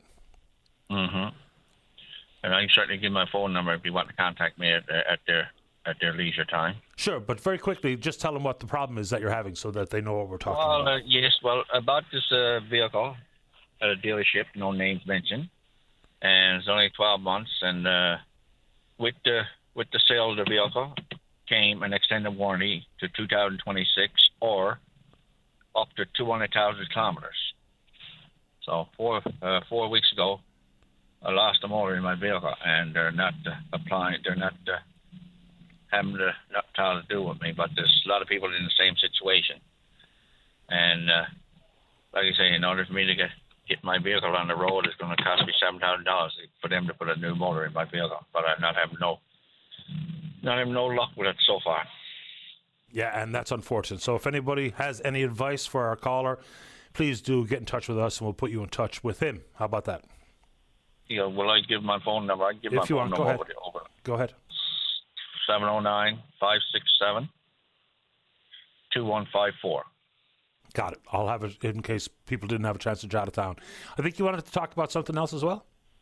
Yes. Well, when the carbon tax was initially sent out, we always get it on the 15th. What's the delay now? It's not being issued now on the 15th. So is there another set date for the government to issue them payments? Yes, it's on the 22nd. On the 22nd, yeah? Okay, confirmed, sir. And like I say, I just hope that someone do call me and line me up, because I'm not having no luck with that warranty. So, well, hopefully someone. I appreciate your time. No problem at all. Thanks for the call. I appreciate your time. My pleasure. All the best. Thank you. You're welcome. Bye-bye. Yeah, I'm getting tons of emails, particularly about the carbon tax rebate. The last one is on the 22nd. And it's remarkable, the carbon tax conversation period. One of the big ones that people point to, regardless of your political stripe, is food, right? And, transportation costs, what have you. I think we're all going to find out the hard way that the carbon tax implication in the grocery store wasn't as massive as some people were painting it out to be. And in addition to that, like everything else in this world, when prices go up, they seemingly go up pretty quick. Coming back down, not so much. So a bunch of things, whether it be some of the products that we've seen a reciprocal tariff applied to, and specifically when we talk about products available in the grocery store, you're going to have to be mindful of it. And in addition to that, is it reasonable to believe that we're going to see any big, massive price reduction? Because whether you thought that it was a carbon tax implication or otherwise, fact of the matter is, this conversation has been happening for years, if not decades, in this country. If you hear from the Competition Bureau, who have done some pretty important work here on this front, the number one concern that most people have, even if you just deal with this province particularly, there's just a handful that gobble up like 80% of the retail opportunities in the world of groceries. The issue is competition. Peter was on the show earlier talking about the lack of competition in certain smaller communities and consequently what the prices are. Now, they would have different overhead costs and different issues regarding bringing the product in, which has an additional expense versus, say, for instance, you live close to the port here in St. John's, where a lot of the product arrives, and, of course, Marine Atlantic. But the competition has been quite clearly pointed out by the Competition Bureau. And it gets a little bit complicated because it's not simply about having competition at the storefront level. It's also in the access to the product, the distribution issue. Because the big players, whether it be the Costco's, the Walmarts, the Loblaws, Empire, they really have significant authority over the distributors. And when they place their orders, they want to be prioritized, obviously because of the volume. And they're important to the distributors. But that competition issue also really does make it extremely difficult for the small and medium-sized grocers to get in on the action. Because if they don't have the same sort of clout, and obviously they wouldn't, with the distributor, then it just makes their operations even that much more dicey. And once again, inside the big grocery retailers, this is not defending them because, look, as you heard me say way too often, I'm the grocery shopper in the house. The prices to come back down to earth just seems to be a pipe dream to me. I mean, just look at some of the things we've already seen. And it wasn't simply about the pandemic, even though that complicated matters. But what drives me as much as anything else inside the grocery store is that I'm paying the same or more for less. The whole concept of shrinkflation, that's not going to be reversed because of things like eliminating the consumer carbon tax. It's not, right? They've got that now as part of their marketing strategy. That's baked in, and that's not going away. And that's extremely frustrating. Just pick a product of which there was 500 grams, and we'll pick around number $7.99. And now it's 450 grams, and it's $9. So those things are not going to shift, and that is extremely frustrating. And if we're being honest, I know probably the majority of Canadians are appreciative of the fact that that's gone by the wayside. But is that going to change, for instance, specifically on groceries? Of course, it had immediate impact at the pumps. Of course it did. You know, right away, 17 cents on a litre of gasoline went away, plus the HST applied to that 17 cents. It was about 20 cents a litre. Significant savings, no question about it. But in the grocery stores, I don't think we can hold our breath and think that that's really going to change. Anyway, I'm going to put out one more reminder as well for Ryan's Earth Day free e-waste collection event is this Saturday from 10 to 3. So that's out at Dundee, 17 Dundee Avenue, Mount Pearl. Ryan is actually doing, we heard Ryan's name drop by Dave Saunders, who called from Newfoundland earlier. Ryan's going to be doing an interview with Tom Powers, or I guess that means Tim Powers, this evening. So Newfoundland is also going to be there this year for the glass collection. So the e-waste event this Saturday, 10 a.m. to 3 p.m., 70 Dundee Avenue in Mount Pearl. Final check on the Twitter for this segment. We're VOCM Openline. You know what to do. Email address is openline@vocm.com. When we come back, let's see here. Oh, Buddy's offering help for the guy with the extended warranty conversation, and we did point him in that direction as well for consumer protection. Of course, all that's operated at Service NL in this province.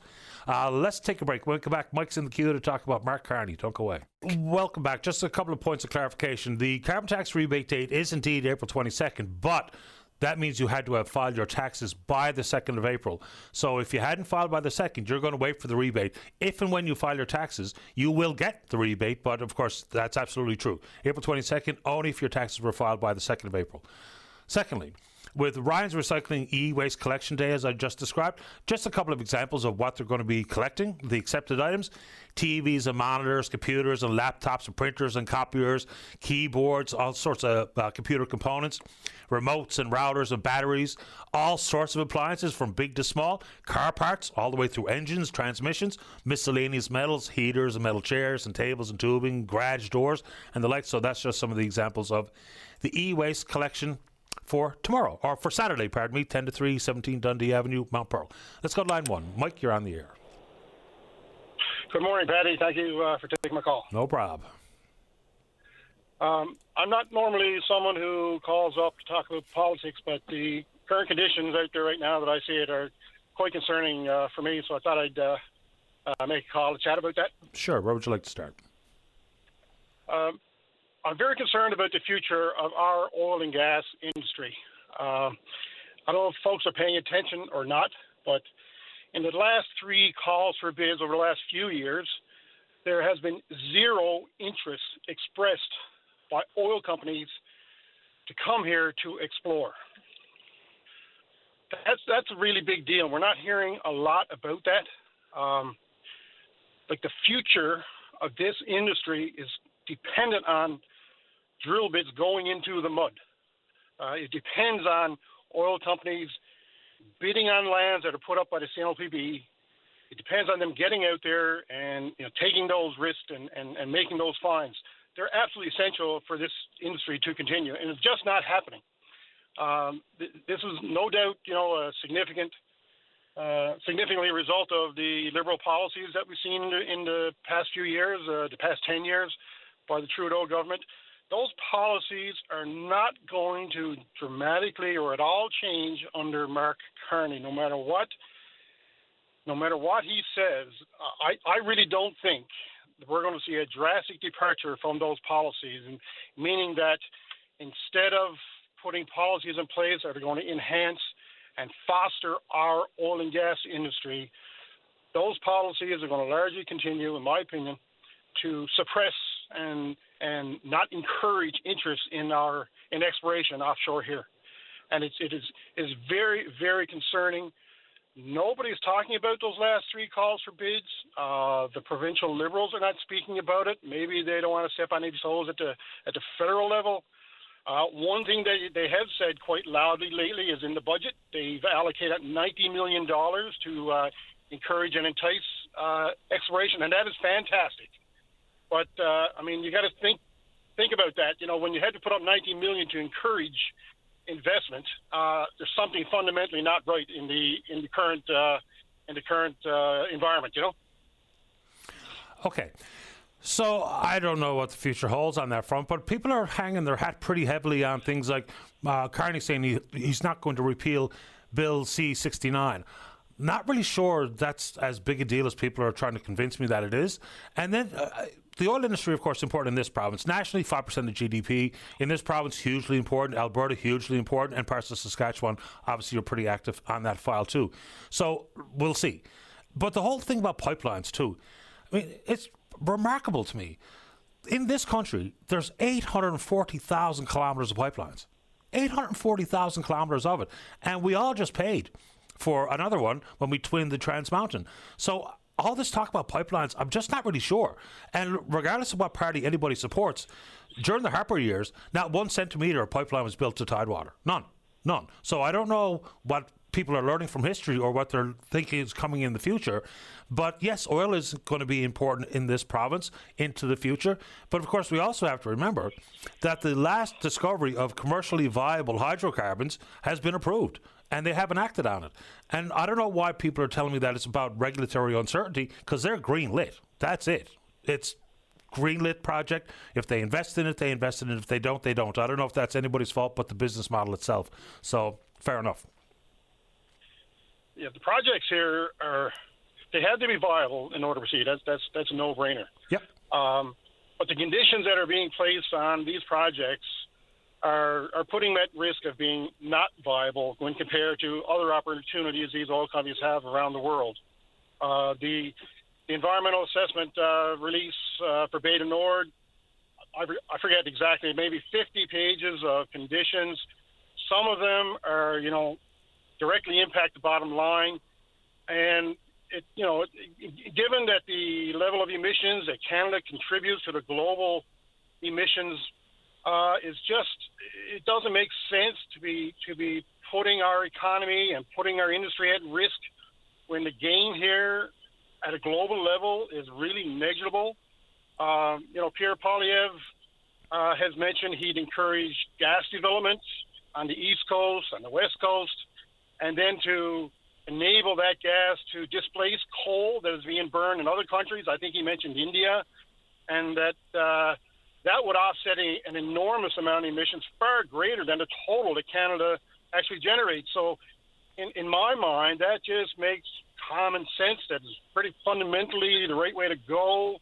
Why turn ourselves inside out here, shoot ourselves in the foot to knock down, if we've got 2% emissions of the world, let's say we knock down 0.5% maybe, I don't know, 0.1%. It just doesn't make a lot of sense taking the hit that we are potentially taking to achieve a goal that has very little gain when there's other opportunities out there where you can make a much greater gain on the climate change issue, Yeah, and that's why things like Paris, the Paris Accord, is the only way forward. Is international cooperation has to be, part of it. But we are part of that effort, and so we didn't hit our targets regarding Kyoto. We walked away from it. We're not going to hit our Paris targets either. But so if we're ever going to make an internationally cooperative play on curbing emissions, then we've got to be part of it here in this country. And people get sick of hearing things like, well, per capita we punch way above our weight regarding percentage, which is true. And in gas, I'm really confused by the gas conversation, which I've admitted being confused many times already this morning. Mr. Poilievre talks about green lighting gas and unleashing the potential for Canadian gas. The fact of the matter is, there are a ton of gas projects that are already green lit, and they're just sitting there. So again, you talk about viability, and the market has to make sense, and the business model has to make sense. For LNG in particular, and of course they're just finishing up in Kitimat, there's a bunch of LNG projects approved. and they just haven't been capitalized. So I don't know how we're going to unleash something if we've already got a bunch of approvals in place and not being acted upon. So I do think it's worthwhile for us to dig in to actual numbers beyond political pledges, because that's all they are. A political pledge can say we're going to encourage this or encourage that, but how? You know, I just don't quite understand it, to be honest with you. I'm not familiar with ones that have been approved and ready to go and they're just not moving. I can only speculate. You know, maybe, as I mentioned moments ago, maybe there's certain conditions on that just, you know, increase the uncertainty of it being viable. Maybe the existing political climate, you know, creates the uncertainty about where emissions management is going to go. Will that project continue to stay viable? I'd suggest that it's the uncertainty and doubts that industry has in the policy of this government is probably one of the drivers that's holding some of these back. But I can't say for sure. I'll just speculate. But well, I'll go ahead. The biggest one is LNG Canada Phase 2. Phase 1 was pretty successful, continues to be, but that second phase, that's been approved for 3 or 4 years. They haven't acted on it one iota. Then there's Cape Ray, and there's another one by Matador. I can think of a bunch of them off the top of my head, but the big one is LNG Canada, the second phase. And that's been approved for years and has been acted upon. So that's where I think, you know, it's worthwhile asking the leaders about exactly what they mean about unleashing things that have seemingly been unleashed. And in the world of oil, I mean, last year, these are not my numbers, these are numbers from industry. Record revenue based on record production and record profit. Not exactly an industry struggling, and huge investments in Alberta in oil over the last 2 years too. So I think we just fall prey to some of the, oh, woe was me kind of stuff. The oil industry in this country is thriving. Record production, record revenue, record profit. I wish they would kill my industry like that. You know what I mean? Yes, I do, Patty, and it's fantastic. Existing operations are doing well. It's but you know the continuation of our industry and the survival of our industry relies on new projects coming to the table and being economically viable, and the oil companies, the proponents, having the confidence in the political environment that's there that enables their project to succeed. And I don't see that coming with Mark Carney. He's kind of leaning towards giving the impression that he's going to change in that direction, but I'm not convinced. Pierre Poilievre certainly has me convinced he's on that page, and you know that's who I'll be voting for. And anybody in Newfoundland and Labrador who works in this industry, oil and gas industry, anybody's grandmother or grandfather or parents.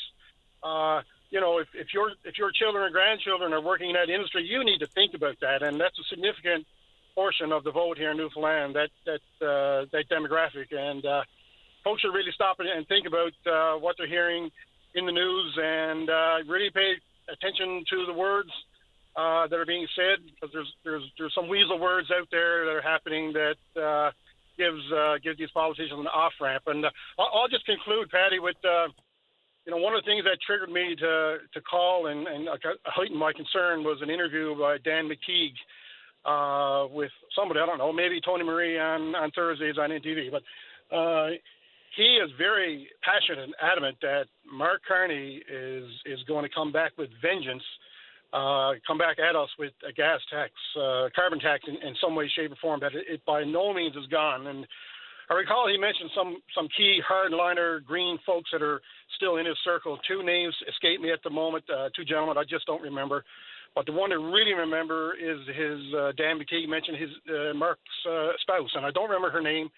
And I'm sure she's a lovely lady, but she's been known as an eco warrior. She's really a promoter of net zero. I just looked it up on Wikipedia, found her name and read up on it, so I'm not making this stuff up. So that's a bit concerning to me. I'm sure she's a lovely lady, and so is Mark. But it concerns me that Jabreau is still in cabinet. He's an environmental extremist who was a ridiculous move to put him in the Minister of Environment. That position should be filled with someone who is science-based and objective. They put environmental extremists in there. That environmental extremist is still in that cabinet in a position with the Heritage Quebec or something. I forget what it is, but he's still in the loop. And now, you know, I'm sure Mark's wife, Miss Carney, will still have some input there. And I'm seeing two environmental extremists at or near the table here, and that concerns me. We need objectivity. We need someone to look at the bigger picture, the global picture, and help framework the policy here on climate change and get the right thing done. And I'll conclude by saying that if Polyev is successful and he wants to help us on the gas front, and the main driver is to offset coal emissions, then that offset must be a condition of those projects. That gas produced must offset coal to make sure we achieve the goals on climate change. And I'll leave it there. Well, Dan McTeague is so insulting to this province that I ignore him at every turn. Here are the things he said about this province is just pathetic. And so as a result, being someone who's proud of where I'm from, then I'm just going to ignore him. And you listen to whoever you want. Of course, that's entirely up to you. But the way he talks about us is just disgraceful. And I don't know why anyone puts up with it. And then, of course, someone chimes in and says, Caller doesn't seem to realize that nearly half of global emissions come from countries other than China, the US, and India, which is true. But your point about where we fall into an international hope to curb emissions is fair. I appreciate your time, Mike. Thanks for doing it. Happy Easter. Thank you very much, folks, and please vote accordingly. Bye-bye. Stay in touch. Bye-bye. Let's take a break for the news. Don't go away. The Tim Powers Show. Join the conversation weekday afternoons at 4 p.m. on your VOCM. Welcome back to the show. Let's go to line number 2. Glenn, you're on the air. Hi, Glenn. Good morning, Patty. Morning to you. Listen, Patty, a friend of mine was browsing through the internet yesterday, and we're looking at information about the candidates and like how much money they had, net worth, and other things. But then something came up that I didn't know before, and you correct me if I'm wrong, but I think Mr. Singh, the leader of NDP, is a Newfoundlander, born and raised in St. John's. He lived here for a number of years. Yeah, that's true. But was he born here? No, I think he's born in Ontario. The family moved here. I can't remember. I think it was for his father's job. Yeah, he was maybe a teenager, I think, at the time, and he did live in St. John's for a while, but he's not born here, no. Well, it don't matter because I'm borderline. I was always liberal, but I was thinking about the NDP, and I think that might have done it for me. I'm a core Newfoundlander. Can't help it. Yeah, I can't remember exactly where he was born, but he did live here. He somewhere in his teens when the family moved here. Yeah, maybe he should mention that once in a while, get a few more votes down here. Yeah, I think he does mention it when he comes, to be honest with you. But, yes. Okay. What else? Oh, yeah, regards to Carney, well, Mr. Singh, he's going to take, like, I'm a senior. I know he's going to take better care of me than Carney or Polyev. But when it comes to Mr. Carney, I think when it comes to dealing with Trump, he's the man. Because the way it is in the world right now, especially in the States, money rules. And as far as I know, Mr. Carney is worth $90 billion. Trump is $4 billion. And Carney's a banker, a smart man, international banker. He's the best guy to deal with Trump because nobody knows what Trump is. I don't know who's best positioned to deal with the unpredictable nature of the president, but Carney's not worth that much money. There's no way.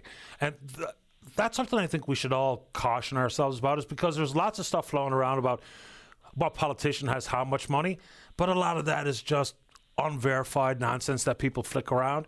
You know, whether it be Polyev or Carney or Singh or anybody else, number one, I think most of it is incorrect. And number two, how do we factor that into who's best suited to lead? Because sometimes I think there's a school of thought out there that the more money you have, the better person you are. The more money you have, the better leader you are. The more money you have, the better businessman or businesswoman you are. When that's not necessarily the truth. I mean, if you're born into money and have money, you didn't do anything about that. You're just lucky enough to be born into parents that had money. So yeah. I get a little bit cautious about, reading some things. Well, how did so-and-so make so much money as a politician when their salary is X? Nobody really knows what the net worth is of some of these individuals. So I kind of hesitate to give that a whole lot of credence, to be honest. Yeah, well, this friend of mine, I had my doubts about that too, but I figured Carney probably $1 billion. He's a rich man, there's no doubt. And but then he said the same guy. No, he didn't mean nothing, but he's online, right? he said Trudeau was worth $800 million. I said, no way. No chance. No chance. No chance in the world. No. And if they got that kind of money, the first thing to do is they start thinking, like you said, where did they get that money? Automatically, they're ripping us off, type of thing, right? Yeah, Justin Trudeau does not have $800 million. Okay, good enough, because I'm only calling in because it's Good Friday tomorrow, and elections are only a few days away, and so I figured I'd better call in. I'm glad you made time for the show. And again, I really do think most people have an infatuation with money, right? Let's be honest. Yeah. And there's a lot of people out there who are jealous of folks who have money, and I understand where that comes from. And there's plenty of people out there who resent folks who have money.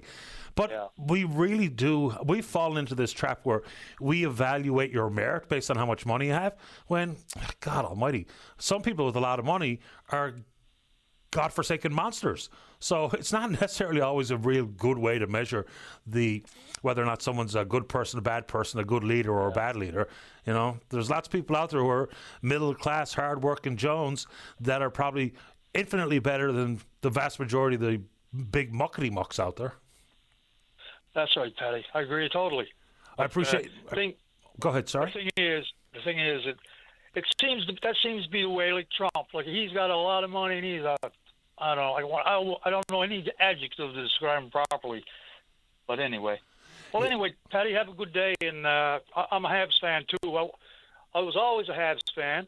But when they got rid of Michael Ryder, I turned right against him, and I went for Toronto. But now I'm over that. Yeah. I was sitting in my buddy's shed last night, and he's a Toronto fan, and they hate Montreal with a passion. Oh, yeah. And I said, if I tell them I'm from Montreal, I'm kicked out of the shed. But that didn't happen. Yeah, I mean, I don't live and die with every win or loss based on the teams I cheer for, but the rivalry between Montreal and Toronto is a good one. But for me, as a Habs fan, the team that I think is the biggest rival and the team that I probably dislike the most is Boston. And it used to be Quebec, the Nordique, not the Leafs. I don't have any dislike for any team. That's the truth. I don't care enough, to be honest. I enjoy watching. I hope my team wins, and when they don't, I still sleep. Well, when Montreal won there last night and got into the playoffs, I did not cheer. I didn't move off my chair. That was it. I said, good. That's it. Yeah, although I will admit, I was a little bit verklempt when I watched McIlroy win the Masters on the weekend. I will admit freely to that. It was just so bloody tense that's how I reacted. Glenn, good to have you on the show. Sorry? I missed it. I missed the golf game. It's so good. So good. Yeah. Okay, sir. Thank you very much. And you have a grand weekend. Same to you. Thanks, Glenn. Bye-bye. Yeah. Bye. Yeah, you mentioned Trump's wealth. And some people don't want to hear about that. But anyway, these regarding his wealth. I have no idea how much money he has. But what I do know, and this would be based on anyone born into these life circumstances, if you're born into the money, and look, if you're born on third base, you didn't hit a triple, right? That just so happens to be where you were born. Let's take our final break of the week. Don't go away. Welcome back to the show. Let's go to line number 3. Morning, Mark. You're on the air. Morning, Patty. Good morning. There is the carbon rebate, which is going out to 22nd, but there was also a promise from Justin Trudeau about $200 or $300 or $250 or something going out in early spring. Do you know anything about that, or has that already gone out? The only $200 top-up that I can think of off the top of my head is the new Canada Disability Benefit, which is $200 a month, and that's only for low and modest income. No, there was something else. I was sure he was saying something when he took away the harmonized sales tax in Christmas time. I mean, he said that there would also be an extra $200 going out. I'm not sure if this is part of the carbon rebate or maybe what you said, right? But I got my disability as well, but I was just wondering if you knew anything about that. There's so many of these things. They made a joke of it, like the people on media making a joke of it. Like just $250. All right, so the only other one that pops in my head is what they call the Working Canadians rebate, right? And that's $250. Yeah, that might be it. I think that might be the one. Do you know if that's gone out? Not as far as I know. So you had to file your taxes, number one, and there are thresholds. So it's up to $150,000 of net income. So that one is coming out spring of this year. What the date is? Right. I really don't know. Vague. Yeah, it's the All workers, the working Canadians rebate. So I think that's the one. Yeah, so I don't think that's been out yet. Okay. All right. Thanks, Patty. You have a great weekend now. You too, Mark. All the best. I'm gonna go. All right, bye-bye. Yeah, so what's involved with that? That is an income threshold cutoff as well. It's up to $150,000, and that's a net number, and that is $250. I don't recall hearing a date. I do know you had to be resident of the country as of the 31st of March of 2025. Yeah, I'll see if I can find a date, because there's so many of those pots of money out there. It's hard to keep it all straight, but there is that working Canadians rebate that's part of the plan this spring. Let's go to line number one. Mary, you're on the air. Good morning, Mary. Yes, you're on the air. Hi, Patty. Hi. Hi, Patty. I'm a first-time caller, and I'm calling because we moved down to Curling Deer about a week ago, and our cat got out yesterday evening. Our cat's name is Luca. Very friendly cat. It's a tabby. Okay. And we would love to have our tabby back. I bet you would. So Luca got away. When was that, Mary? Yesterday evening, probably about 8 o'clock, when I was putting my garbage out in my box. Let's see if anyone in and around Curling can keep their eyes peeled for a tabby named Luca. Can you describe what Luca looks like? Luca is a Persian. Okay. And he's the kind of a cat that he got a lot of weight on, and some would think that she is in babies, but she's not. She's so friendly. She's like Tabbyco color. Okay. And we would love to have her back. We love our cat so much. I totally understand. We just got a new puppy, and one of the things that worries me to no end is the dog getting away from me. So, I fingers crossed that Luca is returned. So, folks, please keep your eyes peeled. Mary, do you want to give your number out over the air or something like that? My number is 709-216-1251. Fingers crossed, Mary. Let me know. Yeah, thank you so much. You're welcome. Good luck. Bye-bye. Bye-bye. Yeah. Let's see here. Let's go to line number 3. Caller, you're on the air. Morning, Patty. Morning. I'm just calling now. I'm looking. You might have some information. I'm down in Cornerbrook. My spouse lost her mom, and we're going through the house and all the stuff and whatnot. And there's a large amount of stuff to go. In these states, there's not much money, and I'm trying to find a dumpster that's cost effective in the Cornerbrook area. And I'm after calling everybody, and that's where I'm to. Have you called Murphy Brothers? Yep. GFL? Nope. GFL Environmental, they operate right around the province, and they've got, you from 10-yard all the way to 40-yard dumpsters, so you can give them a shot. Yeah, no, and that's what we're doing. But like I said, there's little or no money in the estate, and we just don't want to leave a mess there. We're down in Cornerbrook, out of our element, and the finances are just not there for. I was talking to Murphy Brothers this morning, and the expense is not worth it. We don't want to leave the property in Cornerbrook in like a pile of garbage outside. You know what I mean? Yeah, you could probably call the waste management crowd themselves. They'd have a full list. You tried them too. So Atlantic Waste, I think Atlantic Waste is out on the West Coast somewhere, I believe. That's the only ones that come to mind. I'm familiar with Murphy Brothers and GFL and Atlantic Waste. Is there any government programs to take advantage of that you know of? No, not that I know of. Okay. Oh, no, thanks, Patty. Appreciate your time. No problem. Good luck with it. Thanks. Okay, you're welcome. Bye-bye. Yeah, so, dumpster rental has become a pretty big business, man. It really has. There's a couple of new startups in and around town that are in the world of renting out or leasing out these dumpsters as well. Pretty convenient stuff as opposed to, and it is important if you're trying to get one that's the appropriate size. Not everyone needs a big 40-yard dumpster in the driveway to throw away a bunch of leaves and old grout from the basement. All right, let's check in on Twitter or VOCM Open Line. You know what to do. Email address is openline@vocm.com. Of course, plenty of stuff to be considered and to be discussed here on this program. We are indeed away tomorrow. We're taking the Good Friday holiday. It's a stat holiday here for the company, so we will not be here. We are back on Easter Monday, though, right, Dave? Are we off on Monday or are we back? We're back. We're back on Monday. All right, so be it. All right, hope you have yourself a safe, fun, and happy Easter. And, of course, for folks of the Catholic faith, tomorrow is the big day. Not to, make light of it, but, of course, it's a big day on the calendar. Many people point to Christmas as being the big Catholic celebration, but, of course, most certainly it's Easter. All right, big thanks to all hands who support the program, the callers, the listeners, the emailers, and the tweeters. We will indeed pick up this conversation again on Monday morning, right here on VOCM and Big Land FM's Open Line. Sarah, are you ready? Do you want me to keep going for a bit? We will indeed pick up this conversation again on Monday morning, right here on VOCM and Big Land FM's Open Line. On behalf of the producer, David Williams, I'm your host, Paddy Daly. Have yourself a safe, fun, happy weekend. We'll talk Monday. Bye-bye.